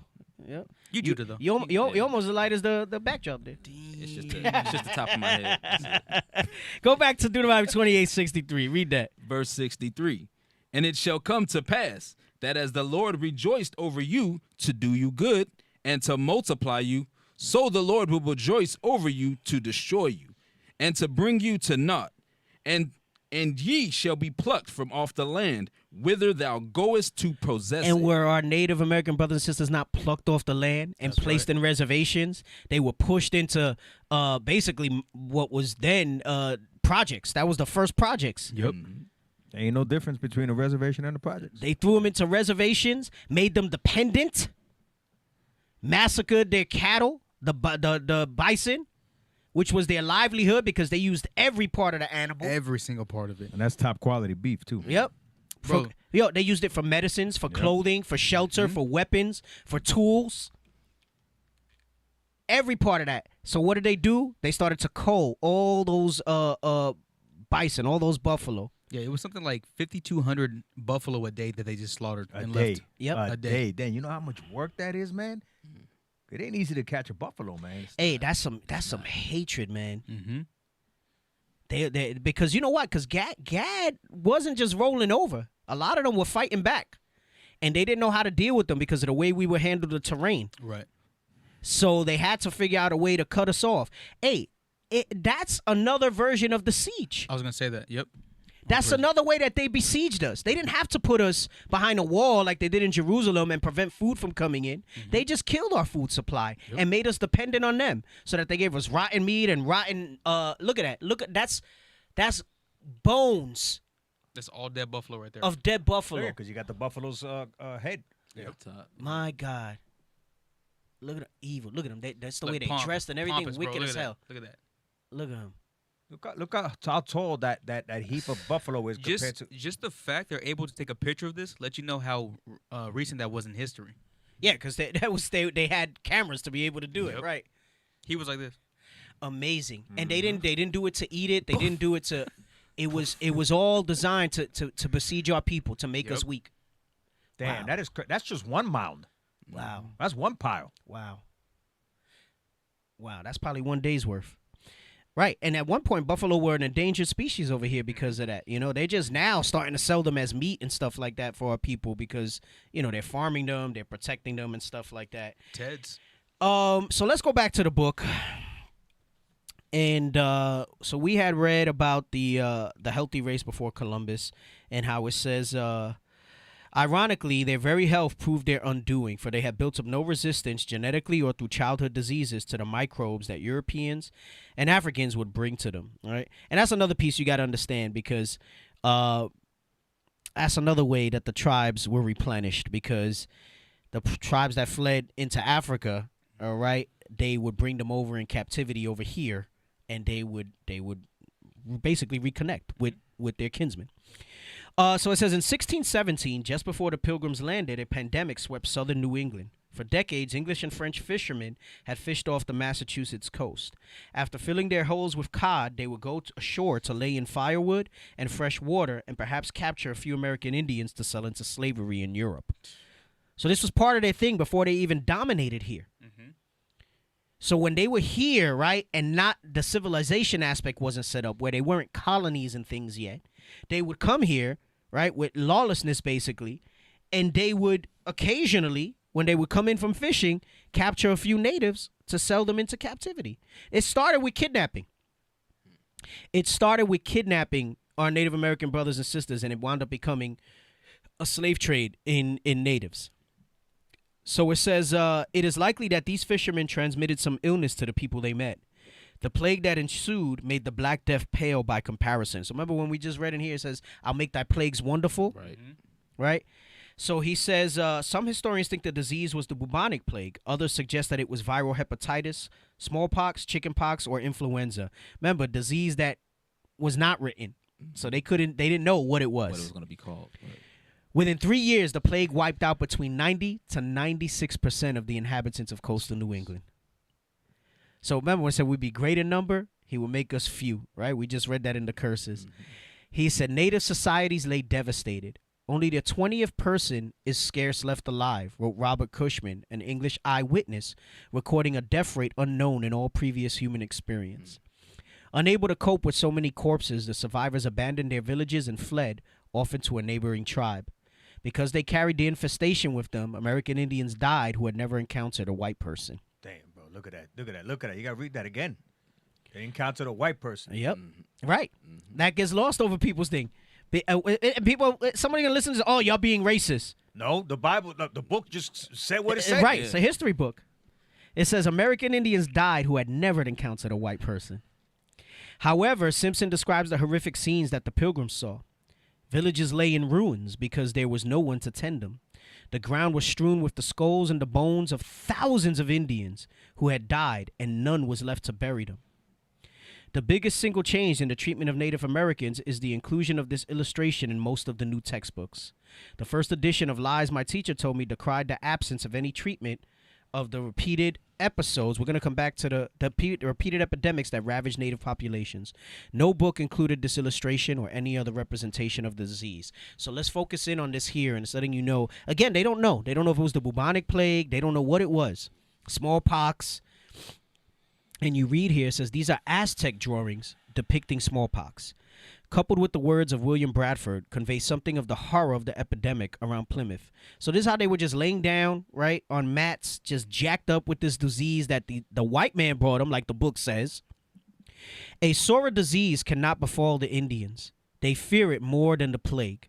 For usually they that have this disease have them in abundance. And for want of bedding and linen and other helps, they fall into a lamentable condition as they lie on their hard mats, the pox breaking and mattering and running one into another, their skin cleaving by reason thereof to the mats they lie on. The disease, that's what I'm saying, it's not plague. He knew it wasn't even plague. He said the disease was so bad that when they would get up from the mats that they were on, chunks of their skin was on the mats. Man. He says a whole side will flay off at once, as it were, and they will be all of a gore blood, most fearful to behold. And then, being very sore, what with cold and other distempers, they die like rotten sheep. Man, that stuff gets me when I read that stuff, man, because I just think about it and You know what that lets you know, Cap? Like, even with their presence, the Mossad, he said, our enemies was going to destroy us. Just their presence. This is why we couldn't be. This is why Israel trying to cleave to other nations, trying to be around them, trying to be, buddy with them. Just their very presence is going to destroy us. yeah. That's what is we're talking about the smallpox. We're talking about all these diseases that you were talking about. That's why we're not supposed to be around them. Yeah, we need to be separate from them. Hey, remember, that was the intention when we left. We said, hey, we got to go to a place where never mankind dwelt. But Most High had curses for us. Right. We thought we were going to escape because our brothers and sisters, when they left, they knew Deuteronomy 28. Right. That's what motivated them to leave. Right. They said, we got to keep God's laws. We got to stop doing what these heathens say. And it was not to be. And they came over here and they rolled that way. And, There's prophecies that had to be fulfilled. Yeah, like what we just read with the sickness. Sister Vanessa Angel, it's called Lies My Teacher Told Me. Everything your American history textbook got wrong. Yeah, but unfortunately, there was a couple of Stephens and some other house Negroes that were also on those ships. Stephens. Are you talking about Django? Yeah. Stephen. It was a Stephen. There's a few Stephens that also came over here. Right. So check this out. So it says, during the next 15 years, additional epidemics, most of which we know to have been smallpox, struck repeatedly. So that first one that they got hit with was not smallpox. That, like we read in the scriptures, it was stuff that was not written in the book. Yep. That was like a new disease that the Most High intensified to fulfill his prophecy of those curses coming to our people that we thought we had escaped it by coming over here. And it says over the next 15 years, you had different epidemics. So smallpox and the other maladies, to be sure, but they usually recovered, including in the later century, the heavily pockmarked George Washington. Native Americans usually died. The impact of the epidemics on the two cultures was profound. The English separatists, already seeing their lives as part of a divinely inspired morality play, found it easy to infer that God was on their side. So let me get Deuteronomy 28:35. That's crazy. That one real quick. Because the one we read earlier said that it would have long continuance. Right. So it was a continuous thing that we kept getting played over and over and over again. Right. So the plague that we read about in the picture with the caption, the Bible talks about it here. Remember, they said they didn't know. They didn't know if it was smallpox, some form of hepatitis, influenza, whatever. Man, there ain't no influenza that makes your skin fall off like that, get pocked up. Even the plague wasn't doing stuff like that, right? So read verse 28, chapter 38 and verse 28:35. Book of Deuteronomy, chapter 28 and verse 35. The Lord shall smite thee in the knees and in the legs with a sore botch that could not be healed, from the sole of thy foot unto the top of thy head. Go back to the picture real quick, because you need to give the illustration of what we just read in the scripture. Go back to the picture. The picture before of them with the pox on the bed, the drawing. I know, I see. Previous page. Mouse is on moving. I know, the He's mouth is nervous. all nervous. He's breathing. He's probably sweating in the little box back there. Go back to the picture. Just set it up. Go back. Struggling. He don't know where to go. The mouse is moving like he don't know where to go. Come on, bro. You're messing up the flow. There you go. There we go. Hey, there you go. Oh, okay. All What right. the heck? There we go. Overzealous. So zoom in on the picture now. Just the picture. Okay. Now read verse 35. Verse 35. The Lord shall smite thee in the knees and in the legs with a sore botch that cannot be healed. Right? So they were talking about that. It was a sore disease, could not have befallen the Indians. They fear it more than the plague. It was a sore botch that could not be healed. It says it was on their knees, their legs. Read on. From the sole of thy foot From the sole of the foot. unto the top of thy head. See how it's all over their body? Mm-hmm. It's, look, you see one up there on the upper right. It's on her foot. Mm. From the sole of the foot all the way up to their head. Hey, and this is Issachar. It says these Aztecs. These are Aztecs. This is Issachar. Mexicans, so Right. called. And mind you, he just said that textbooks don't have these depictions, so he had to use this one. And that's native indigenous also. Yep. So the Aztecs are there too. Hey, the woman that's healing her look like she's starting to get infected. That's like she's coughing, right? Some Yep. stuff Oh, coming right out. there. Yep, her she's mouth. starting to get Yep. sick. Yeah, Yep. yep. Yeah, because the other one laying down beneath it, Yep. that looks like she's coughing Yep, too. with the same thing. Wow. Remember, because it said that they basically all got so sick that nobody was able to tend to them. They just had to rot away and die. Wow. Hey, the Bible's a true book, man. That's right. We reading that thing, and that's it coming to life. Well, you got some dum-dums saying that these things never befell our people. Yep. That we ain't the tribes. All right, let's go back to the book. Right. Oh, I also had Psalms 50 and 21. I had it next there. Bring that out. Let's bring that out. Because it said they found it easy to infer that God was on their side because they weren't doing that. Remember, you got, it's not Psalms 50, 21 that says it, I don't think. You got that other one that says, Wait, which where are you looking for? I had highlighted Psalms 50, 21.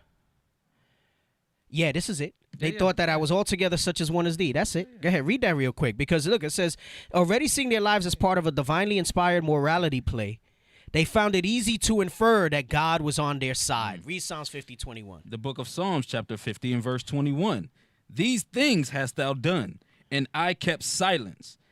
Thou thoughtest that I was altogether such in one as thyself. They actually believed that God was on their side. That manifest destiny, that divine driven thing. He said, because you saw, see, it's that God had to fulfill his promise, right? He doesn't lie. He changes not. And he said that would happen to us when we would go off. So he had to do it. That's like as a parent, right? You warn your kid, don't do this. You're going to get spanked. Don't do this. You're going to get spanked or you're going to get punished. And then if you don't fulfill that threat, then what use is it? You have to carry through. And God is not like a man that he's going to wane on that. He's going to carry through. But that made these heathen think that God was altogether such as one as them. Read it again. These things hast thou done, and I kept silence. Thou thoughtest that I was altogether such an one as thyself. Right. So y'all thought as I was altogether such a one as thyself. But what's going to happen? Come on. But I will reprove thee. He has a judgment for them for all this evil. Yes, God sent those plagues upon us and used them as the vector, but they exceeded. Their mind and their pomp was that they were better than us. They had a murderous spirit from their forefather. Come on. And set them in order before thine eyes. Meaning he's going to, even though all this derision, all this death, all this separation, we still here. We don't die. We multiply. Hey, you know why? Like baby's Because kids. the scripture says, "Whom the Lord loveth, He chasteneth." Right. So because God loves us and deals with us as a father, He had to chastise us for our iniquity. Right. And the curses were just that, a curse, but they're also a sign for us in the last days to know that we are the children of the Most High God. Yeah, yeah. So it says here, back to the book, it says, John Winthrop, governor of the Massachusetts Bay Colony, called the plague miraculous. Remember, he said, I'll make thy plagues wonderful. Wonderful. Yep. He called the plague miraculous. He said in 1634, he wrote to a friend in England, but for the natives in these parts, God have so pursued them. As for 300 miles space, the greatest part of them are swept away by the smallpox, which still continues among them. So as God have thereby cleared our title to this place, to those who remain in these parts, being in all not 50, have put themselves under our protection. So there was only 50 of them left in Massachusetts. Wow. God, the original real estate agent, is what they're trying to say. Bro, that's their pomp. Right. That they thought I was altogether such as one as you. God cleared this out so we can take this land. It says many natives likewise inferred that their God had abandoned them. Robert Cushman reported that. So they false gods, because their false gods did not help them, right? Mother Earth, Father Sky, all that stuff. Many natives inferred that their god had abandoned them. Robert Cushman reported that those that are left have their courage much abated, and their countenance is dejected, and they seem as people affrighted. Deuteronomy 28:25. Deuteronomy chapter 28 and verse 25. The Lord shall cause thee to be smitten before thine enemies. Thou shalt go out one way against them, and flee 7 ways before them, and shalt be removed into all the kingdoms of the earth. Right? That's that prophet. That's part of the prophecy here. It says that their courage was abated. That's what it is to be smitten. They would try to stand up against them, but then they fled from them. And they were sent to all the... When we talk about Squanto as one example, you'll see when it says they would be scattered into all the kingdoms of the earth. Many Native Americans were brought in captivity to Europe, to different parts of Africa where they had colonies there, and they served in bondage there. So to be smitten also, it basically means equals they were afflicted. It says, after a smallpox epidemic, the Cherokee despaired so much that they lost confidence in their gods, and the priests destroyed the sacred objects of the tribe. That's like when the Most High talks about how he's going to bring down our gods, make them as nothing, right? So in their wickedness, this is the judgments that happen to them. It says, here's the key part. I love this part. I highlighted this. Their religion provided no explanation for these things. Yep. And notice the little note I put, but the Bible does. Right. There you go. We're reading is that what now. says? That's what it says. It's like the Bible dies. Ephraim. Yeah, leave my jacked up handwriting alone, all right? Like, no, Bibble diz. no. Bibble diz. Bibble diz. Oh, you guys are terrible. No, this is the book of the living. You speaking Hebrew there? You writing in Hebrew? Bibble diz. Oh, my goodness. Sound like James Bond. Bibble diz. Officer Zacchaeus understood it. That's why he had the scripture ready even beforehand. You were waiting for the slow clap. English is my first language. Hey, I might have got some slow clap. I don't know. I get it now. No, so it says so their religion provided no explanation, so they lost faith in that. But there was no teacher there, there was no guide there was no prophet there to be able to bring them these scriptures. But guess what? Bring it out. They're here today to tell them why those things happened to them, to show them in the Bible why it happened, to provide an explanation. That's right. Why your false gods were not able to do anything, right? But the Bible can. It says many American Indians surrendered to alcohol. And we know that. Those who have experience with Gad, you see that. Converted to Christianity or simply killed themselves. They have some of the highest suicide rates per capita in the world. Yes, they do. In the world. In the world. It says these epidemics probably constituted the most important geopolitical event of the early 17th century. Their net result was that the English, for their first 50 years in New England, would face no real Indian challenge. Indeed, the plague helped prompt the legendarily warm reception Plymouth enjoyed from the Wampanoags. Massaoit, the Wampanoag leader, was eager to ally with the Pilgrims because the plague had so weakened his villages that he feared the Narragansetts to the west. So letting you know, it wasn't even that they did it willingly or out of the kindness of their heart. It's the lesser of two evils. It was the lesser of two evils, and it was done out of necessity. So this whole BS that Thanksgiving was this friendly, cordial thing, it was a quid pro quo. Listen, they won't attack us if we're nice to them, and that's like, it. you want to eat? Holding the drumstick. It was the same thing when you read it in Second Maccabees when it said that they went in procession carrying ivory. Yeah, Man. It's the same exact thing. right. Greeks, You're right about that. They didn't want to You're do right that about thing, but No. like you said, it was the lesser of two evils. It was the lesser of two evils. So he says, God ended the controversy by sending the smallpox among the Indians. Whole towns of them were swept away, and some of them not so much as one soul escaping the destruction. By the time the native populations of New England had replenished themselves to some degree, it was too late to expel the intruders. So, it wasn't for want of that they had superior technology or whatever. Hey, you want to know what's interesting? I don't know if y'all remember. I don't exactly remember if it was the Aztecs or one of the books that I was reading. We did a show, and we spoke about that it wasn't that the Spaniards were so much better than the Aztecs to beat them, but it was the same MO. You see how the Most High set that thing up? It was the disease, Should be no might in weakened their them, hands. and then they talk about, I forgot the ruler that he betrayed the people, and it sounds like the same thing here. Gosh, I wish I could Montezuma remember. was a traitor. Yeah, but they said he did it only. It wasn't that he wanted wealth or whatever. What did they have to offer Montezuma? You got to look at it. They try to say, well, Montezuma sold his people out. Yes, he should have always stood for what was there, but it was the same kind of thing. That's how you know it was a divine thing. Maybe he did it because he loved his people, right? Right. He figured lesser two evils. Right. You see that a lot in movies. Like the art imitates life, I guess. Right. And you see they talk about stuff like that. Let me jump to this highlighted part here. So the technology and culture of Indians on America's East Coast were genuine rivals to those of the English. So again, reinforcing the point that it wasn't that they were better than us. It said our technology actually rivaled those of the English. They paint this narrative that they came here and we were savages and they were more advanced than they were.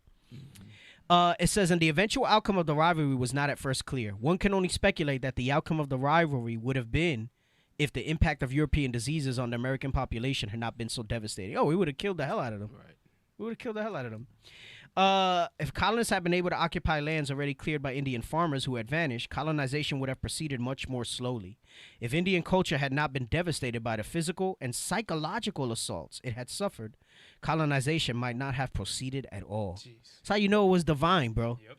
They weren't special. They weren't mighty. They didn't come here and civilize a wilderness. Most High was using them. Right. Let me see. You got some other stuff here. The bottom of 77, it talks about Henry Dobbins. He says there's at least 93 listed epidemics among Native Americans between 1520 and 1918. As recently as 1918, these things were pursuing That's crazy. 41 eruptions of smallpox, 4 of bubonic plague, 17 of measles, 10 of influenza, both often deadly among Native Americans, and 25 of tuberculosis. These are outbreaks, not numbers of people. These are number of outbreaks amongst them. It says with long continuance. Yep, diphtheria, typhus, cholera, and other diseases. It says here, when the Christians were exhausted from war, God saw fit to send the Indians smallpox, and there was a great pestilence in the city. When the Spanish marched into Tenochtitlan, there were so many bodies that they had to walk on them. Most of the Spaniards were immune to the disease, and the fact itself helped to crush Aztec morale. So that's another reference that I was just referring to prior to that. It says the pestilence continues today. Miners and loggers recently introduced European diseases to the Yanomamos of northern Brazil, because there are still some tribes in parts of Central and South America that have not modernized, that they still hold to like older customs. Mm-hmm. They're not part of technology. And it's interesting that they mention miners and loggers. I often reference this documentary called The End of Poverty, and it shows how the industrial countries still take advantage of these seemingly third world or second world countries to this day. Mm-hmm. And it's letting you know that even in more recent times, look, this was in 1991, they brought some European diseases to them there, killing a fourth of their total population in 1991 alone. I was 6 years old. Yep. That's crazy. Charles Darwin, writing in 1839, put it almost poetically. Whenever the Europeans had trod, death seems to pursue the aboriginal. Death follows after them. Death follows after him. Wherever the Europeans had trod, death seems to pursue the aboriginal. And that's correct spiritually too. Yeah. Yeah. That's why, behold the pale horse. Yep. That's why Isaiah 13 said, "Those that are joined unto them when Christ returns, yeah, you're gonna get smited. I will smite thee." Right. Mm-hmm.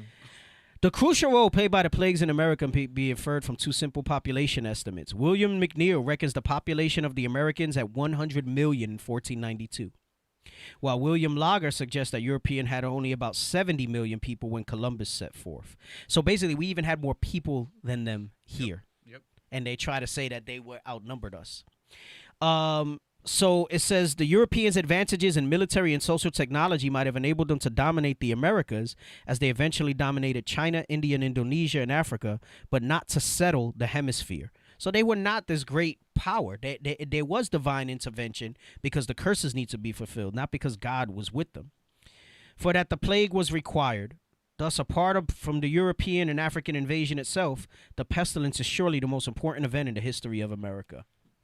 And we just read that when we read that in the curses. I want to sift through some more of this to get to some different points. Hey, can I go over the scripture? Real Go quick? Are ahead, you bring it doing out while I look for that, please. Because people probably, some people watching, listening, or going to watch this on a replay may be saying, "Oh, what is he saying? That God was the one that let all that happen." Give me Proverbs 5:21.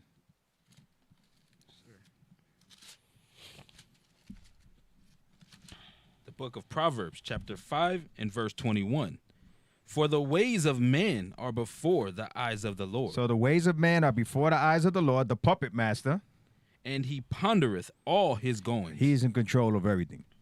He's in control of everything. So because he is a man of his word, right? He said that if we didn't obey him, all these things were going to happen to us. Guess what? It happened. Right. I think Captain Amariah brought it out, right? He had to, as a father, Yep. you got to do it. Right. That's your word. Your word is bond, man. You got to make it happen. You gotta fulfill it. All right, so he's the puppet master, man. So what Captain Joshua was saying over here, man, at the end of the day, man, everything is of the Most High God, man. Right. So I want to read this part. You're right about that. So here's part of the emphasis on this, right? Because they try to marginalize the numbers. They try to downplay that they actually had a hand in our destruction. It says the high rollers, of course, claimed that native numbers had been reduced to these low levels between 1 million and 2 million by epidemics of smallpox, measles, and other diseases introduced from Europe. And indeed, they could have been, but there is no record of any continental European population being cut back by the sort of percentages needed to get from 20 million to 2 or 1 million. Even the Black Death reduced the population of Europe by only a third. So he's letting you know that it was not Which figure just you want, Kevin? all sickness. I'm sorry. He should have went to the next page. 79. 79. I was reading the underlined part. So basically, the point that he's making is that it was more than just the sickness. Yep. They try to point to the sickness, right? So we're moving from the sickness to actual physical atrocities that they committed now. So we're moving from the sickness to that. It was more than just the sickness that brought them down. They said there's no disease on record that, and of course, the Most High could do whatever he wants. He did say he would make it wonderful, but they're saying even with that, it doesn't make sense because even the Black Death only reduced the population in Europe by a third. Remember, that's like one of the greatest events in history as far as decimation of a people. And so it says their numbers aren't right. That for our population to be reduced to what it was, something's off. So he says, by common sense, what McEvedy really meant was tradition. And this tradition is Eurocentric. This is why they tell these lies. Our archetypes of the virgin continent and its corollary, the primitive tribe, subtly influence estimates of native population. Scholars who view Native American cultures as primitive reduce their estimates of pre-contact populations to match the stereotype. So there was a lot more people here, and they did it to match the stereotype to justify their actions that they were coming to a virgin continent and primitive people. And we read how we had better technology, we had better hygiene, we had better infrastructure. It says the tiny Mooney estimate thus made sense, resonated with the archetype. So basically it fit their mold. So they were like, yeah, it wasn't that many Indians there. Never mind that the land was in reality not a virgin wilderness, but recently widowed. That's what it really was. The very death rates that some historians and geographers now find hard to believe, the Pilgrims knew to be true. Right? So it's crazy. And I got to be careful about how I say this so they don't flag our show. They talk about 6 million people dying in the Holocaust. And when anybody speaks about the number being off, you'll get flagged. You'll get shut down. You're denying something.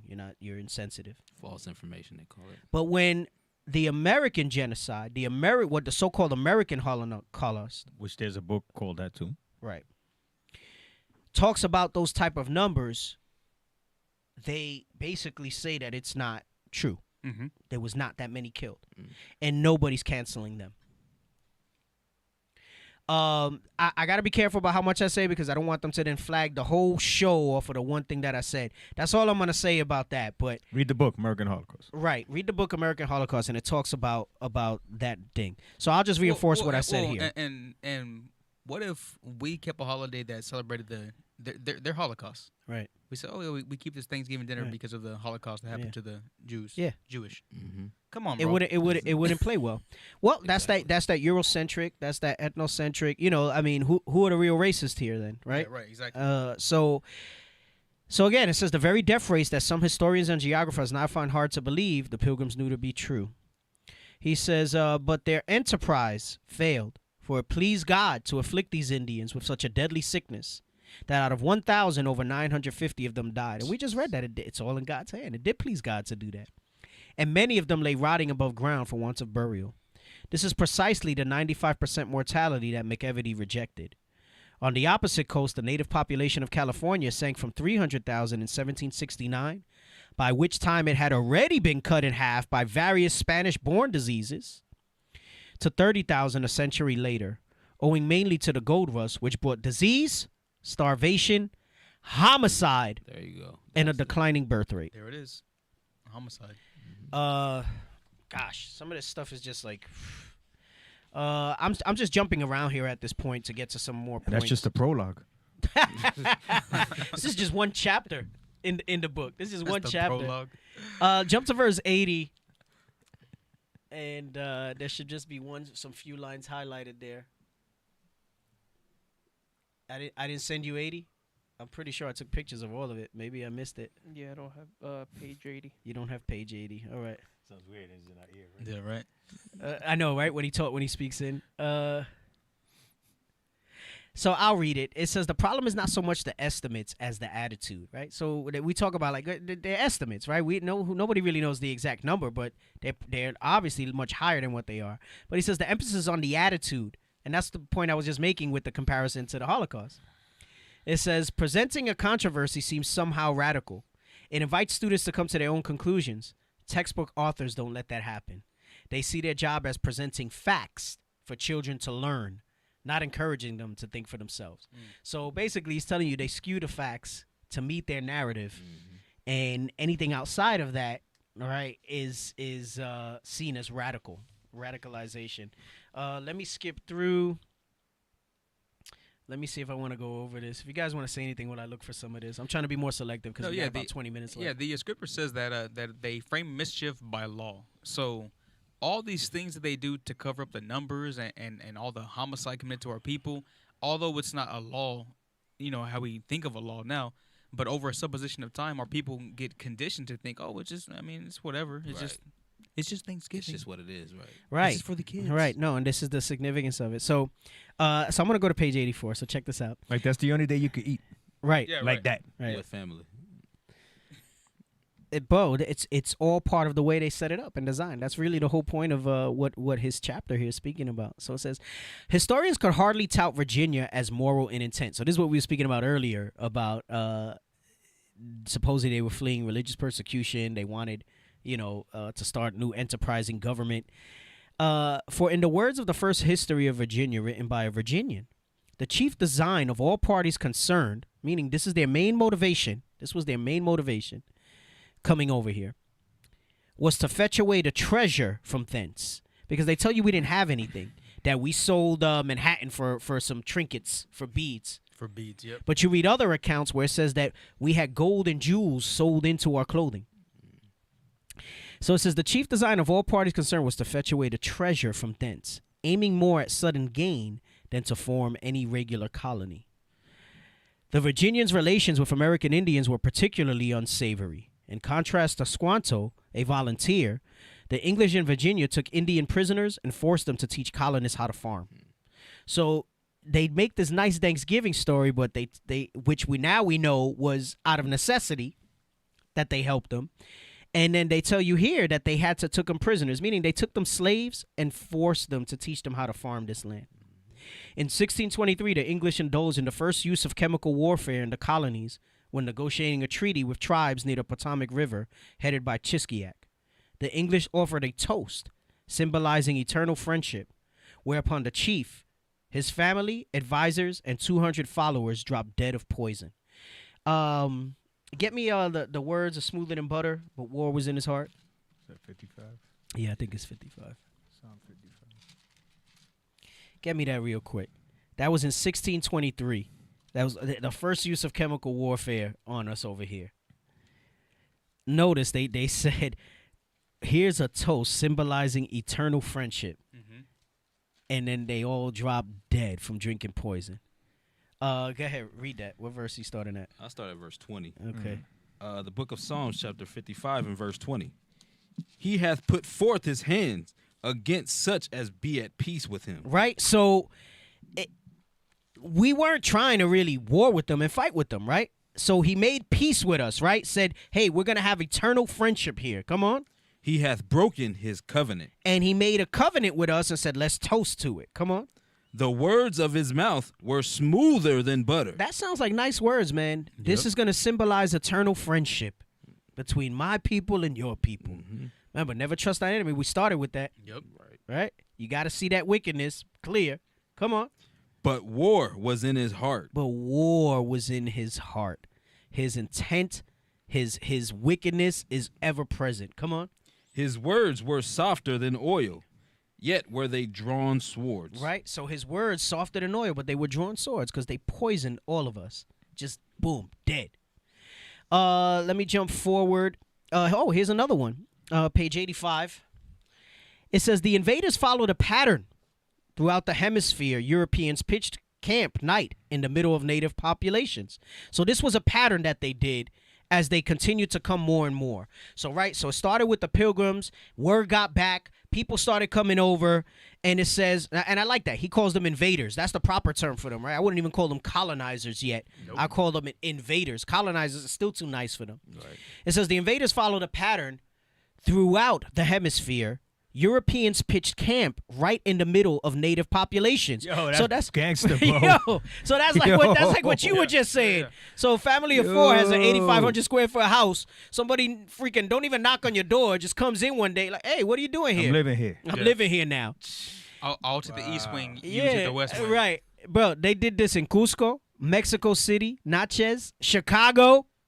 Throughout New England, colonists appropriated American Indian cornfields for their initial settlements. That means they just grabbed it. Disrespect. Yeah. Avoiding the backbreaking labor of clearing the land of forest and rock. This explains why, to this day, the names of so many towns throughout the region, Marshfield, Springfield, Deerfield, end in field. Aaron into the Wilderness may have made a lively sermon title in 1650, a popular book title in 1950, and an archetypal textbook phrase in 2000, but it was never accurate. The new settlers encountered no wilderness.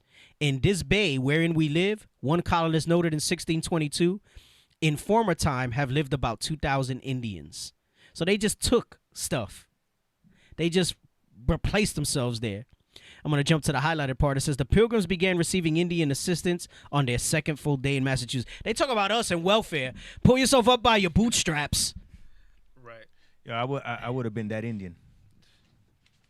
You would have been that one? That one, I just would have shanked all of them, bro. And they would have been like, no, not yet, not yet. He'd be like, nah. The last Mohicans. Grave robbers. Yeah, let's bring this out. So it says having their leave me alone.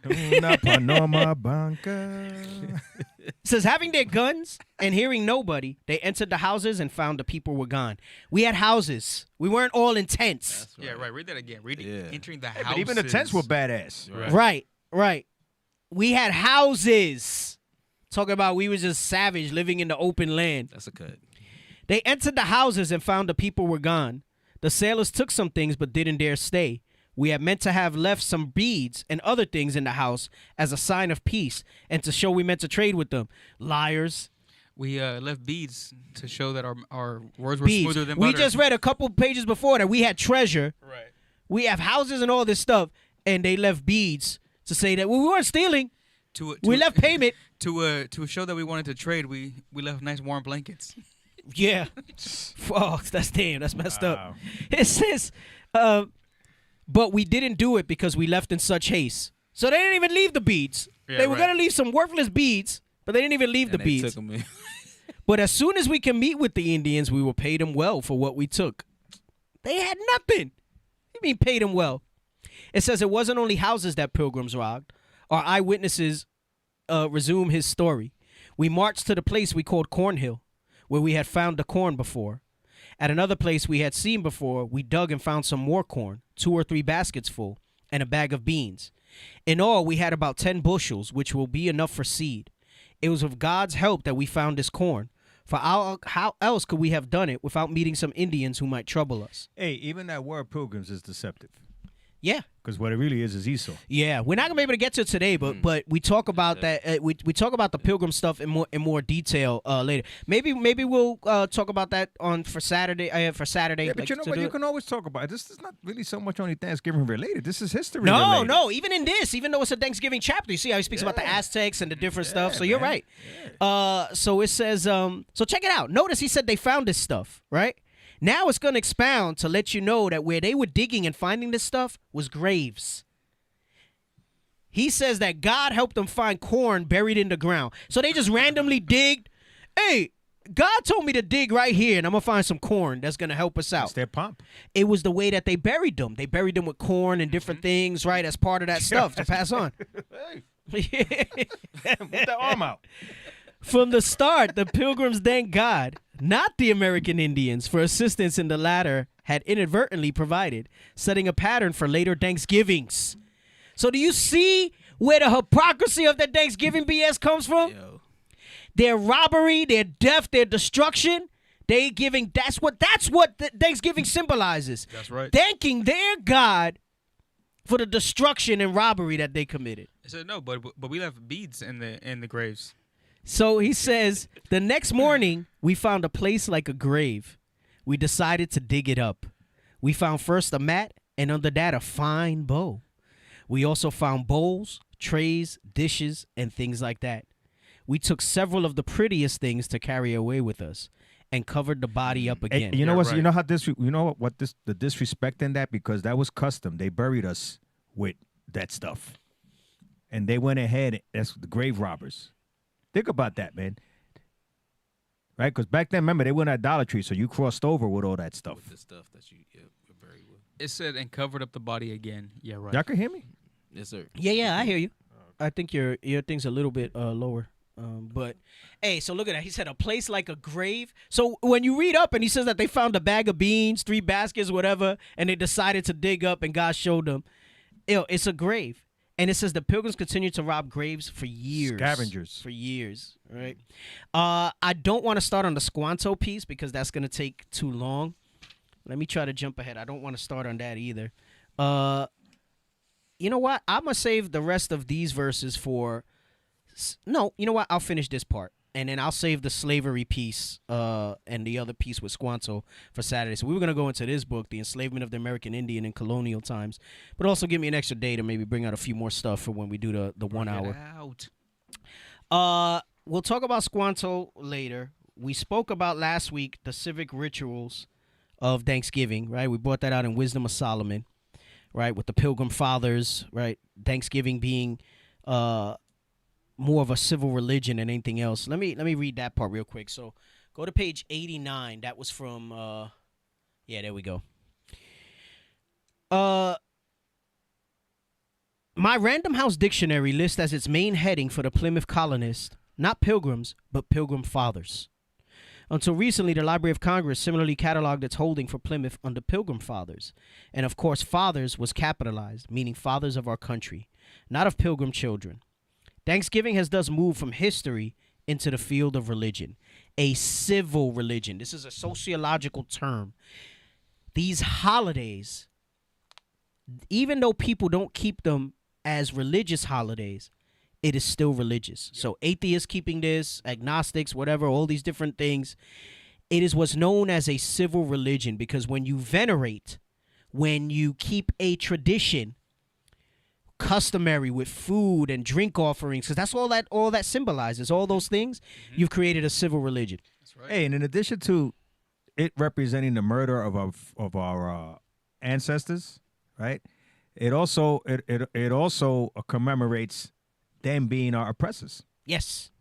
You know, a lot of people don't even realize that aspect of it. That's too heavy. All right, it commemorates, and you're accepting that we're at the bottom when the scriptures clearly say, all right, that we're the salts of the earth. Think about that, man. Yeah. He says civil religions hold society together. Things like Thanksgiving. That's why, and that's a heavy point. Civil religions hold society together.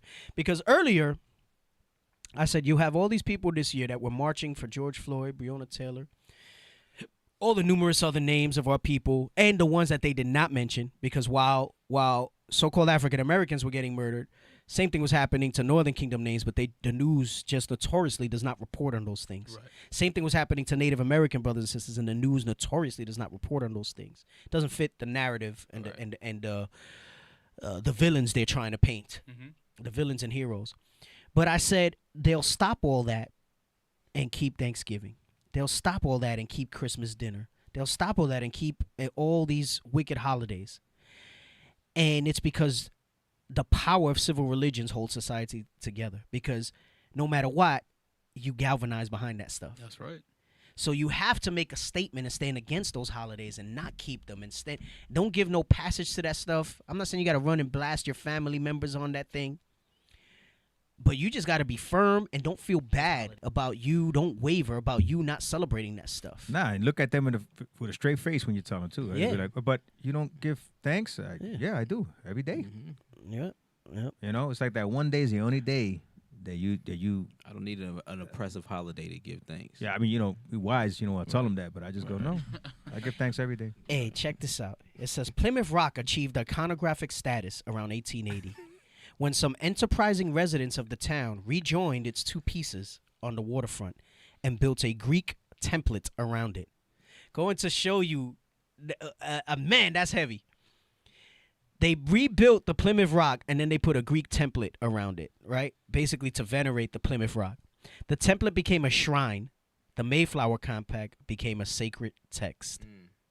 Because they talk about that Mayflower Compact as that was the forerunner of the United States Constitution, they say. Right. So it's letting you see all the religious symbolism and idolatry around Thanksgiving. It's so much more than just the Right, death they're of trying our to make it brothers and seem like sisters. these demons that are called the founding fathers that they just came up with this. You know what I'm saying? No, because they got the template from this crap. Yep. So the template became a shrine, the Mayflower Compact became a sacred text, and our textbooks began to play the same function of the Anglican Book of Common Prayer, teaching us the meaning behind the civil right of Thanksgiving. It's the civil right. That's the truth about the first Thanksgiving. It was the founding of a civil right, and there was blood spilled, it was sacrifice. It's demonic. And we do that every year, those of us who are still in the midst of that evil. Hey, and no, it's not in the Bible. And the one time it does show up in the Bible, it's just talking about giving thanks just for us being Israelites and for the Most High God. Yep. All right, so you freaking so-called Christians, all right, don't even play that crap. That's why you says, celebrate it. The eyes of Europe were upon the little English handful of unconscious heroes and saints, taking courage from them step by step.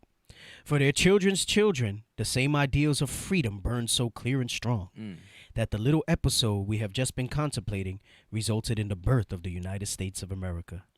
And above all, of the establishment of the humanitarian ideals. Do you see the hypocrisy? Did you read anything humanitarian that we went over in this show? But it says that incident symbolizes the humanitarian ideals it typifies and for which the pilgrims offered their sacrifice upon the altar of the sonship of man. The civil ritual we practice marginalizes Native Americans. Let me go to page 90 if you have it. I'm pretty sure. It says the silliness of all this reaches its zenith for the handouts that school children have carried home for decades, complete with captions such as they served pumpkins and turkeys and corn and squash. The Indians had never seen such a feast. Stop. And this is the stuff they give to your kids in school. When Native American novelist Michael Doris' son brought home this information from his New Hampshire elementary school, Doris pointed out that the pilgrims had literally never seen such a feast since all foods mentioned are exclusively indigenous to the Americas and have been provided they're saying by that the pilgrims never or saw with it. the aid of the local you're damn tribe. right, 'cause we know how to eat. But it goes to show you that this white man, when his son brought it home, taught him that was a lie. But our people perpetuate that stuff and say no and defend it even. And will curse you out. How dare you come against me in our Thanksgiving, in our family gathering. But this white man, his son brought that home and he said, hey, no. He was like, yeah, they did never see such a feast because that was all indigenous food. Right, because they never made maize. It could have maize doesn't even grow, if I'm not mistaken, in Europe. And not stuff no, like not that. in Europe. That's it. Not in Europe. That's Now the Bible does talk about corn. Remember, Christ and his apostles picked corn, but the Europeans the didn't Europeans have it. didn't have The it. Europeans, Yeah. but again, yet another thing that we knew. Yeah, We had corn and they didn't. Yeah, right. But where was the corn? In Christ's time with the disciples picking the field through, because he wasn't in Roman fields picking corns, right? Right. So when we came here, we knew about that. Yes, already. we had that knowledge for that stuff. It says this notion that we, advanced peoples, he's talking about the white people, provided for the natives, exactly the converse of the truth, is not benign. It reemerges time and again in our history to complicate race relations. Today, Americans 90 believe, seconds. as part of our political understanding of the world, that we are the most generous nation on earth in terms of foreign aid, overlooking the fact that the net dollar flow from almost every third world nation run towards the United States. So they talk about, oh, we give money to all these other countries, but it says the net dollar flow at the end of the day from almost every third world nation runs toward the United States. This is why those third world nations will remain third world nations. That's right. Because they're under the foot. So there's a bigger overarching thing with the 60 mindset of what comes seconds. behind Thanksgiving. The true history of Thanksgiving reveals embarrassing facts. The Pilgrims did not introduce the tradition. Eastern Indians had observed autumnal harvest celebration for centuries. Our modern celebrations date back only to 1863, letting you know that they really don't have a real history, right? It says, when the Union needed all the patriotism that such an observance might muster, Abraham Lincoln proclaimed Thanksgiving a national holiday. It wasn't even their intent to commemorate that.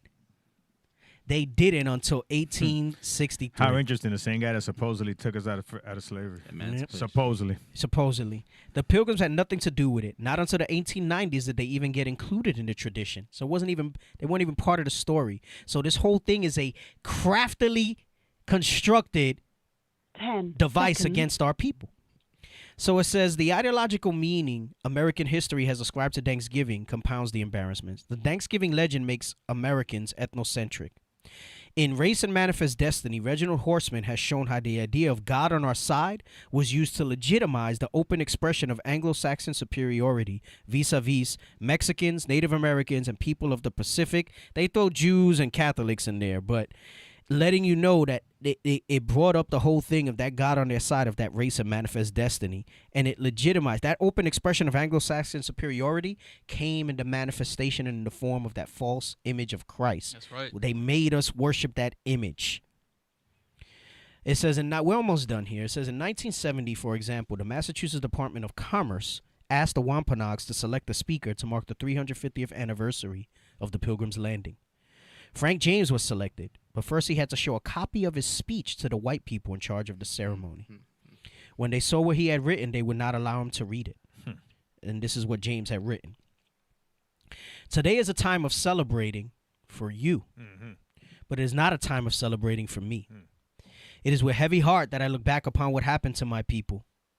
The Pilgrims had hardly explored the shores of Cape Cod 4 days before they had robbed the graves of my ancestors. Because they weren't explorers. That's why. They were invaders. And stolen their corn, wheat, and beans. Massasoit, the great leader of the Wampanoag, knew these facts, yet he and his people welcomed and befriended the settlers, little knowing that, before 50 years were to pass, the Wampanoags and other Indians living near the settlers would be killed by their guns or dead from the diseases that we caught from them. Although our way of life is almost gone, and our language is almost extinct, we the Wampanoag still walk the lands of Massachusetts. What has happened cannot be changed, but today we work toward a better America, a more Indian America, where people and nature once again are important.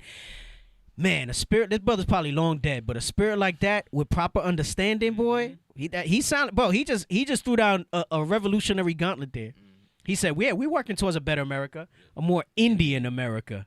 Oh, he's back. Oof. That's that right. spirit got to be back. That's right. It's gotta be, bro. What the Massachusetts Department of Commerce censored was not some incendiary falsehood, but historical truth. And that's really the crux of it. I like that statement because the stuff we bring out is not some incendiary falsehood. We're not trying to incite hate or riotous in people. Right. It's historical fact. It's truth that we're bringing out. It says nothing James would have said had he been allowed to speak was false, excepting the word wheat. Most of our textbooks also omit the facts about grave robbery. Indian enslavement, which we'll transition to over the coming shows, and so on, even though they were common knowledge in colonial New England. Thus, our popular history of the Pilgrims has not been a process of gaining perspective, but of deliberate forgetting. Remember, I was talking about how they tell you forget, remember this, remember that, never forget this, but they tell you forget that. Don't talk about that. It's deliberate forgetting. Deliberate forgetting. Y'all got anything else? No. Keep the commandments and live. Hey, listen, it's high time that our people wake up out of sleep, all right? The mystery that has been hidden for ages has been made manifest to his saints, all right? We are the 12 tribes of Israel. Come back, repent, keep the commandments. This history that we're going over is super vital and very important for us to realize that we are one people that fall under the same curses, that will receive the same promises towards when we come back to these laws. Yeah, that's right. You got anything, AP? No, I'm good, man. All praises. All right. Hey, all praise to the Most High in Christ. Thank you all for joining us tonight. Like, share, support, all right? Tonight was our first show. By the grace of the Most High, we'll continue to do it and continue to hit this truth and bring it out there. Hey, and for some of y'all who have family members and friends that just celebrated Thanksgiving, man, I don't think this was an inflammatory type of show. This might be some good resources that you could send them if they're willing to watch it, man, and hear some of this stuff. You never know, right? I wouldn't expect too much from everybody. It's of the Lord when that repentance and their eyes open. We just plant the seed. You might be able to bring some stuff out. So I pray y'all got some edification on this stuff, all right? And those will be on our Saturday slot, all right? 11 a.m. Arizona time. And also next week, Wednesday, 7 to 9 p.m. Arizona time, all right? So with that, we say shalom. Shalom.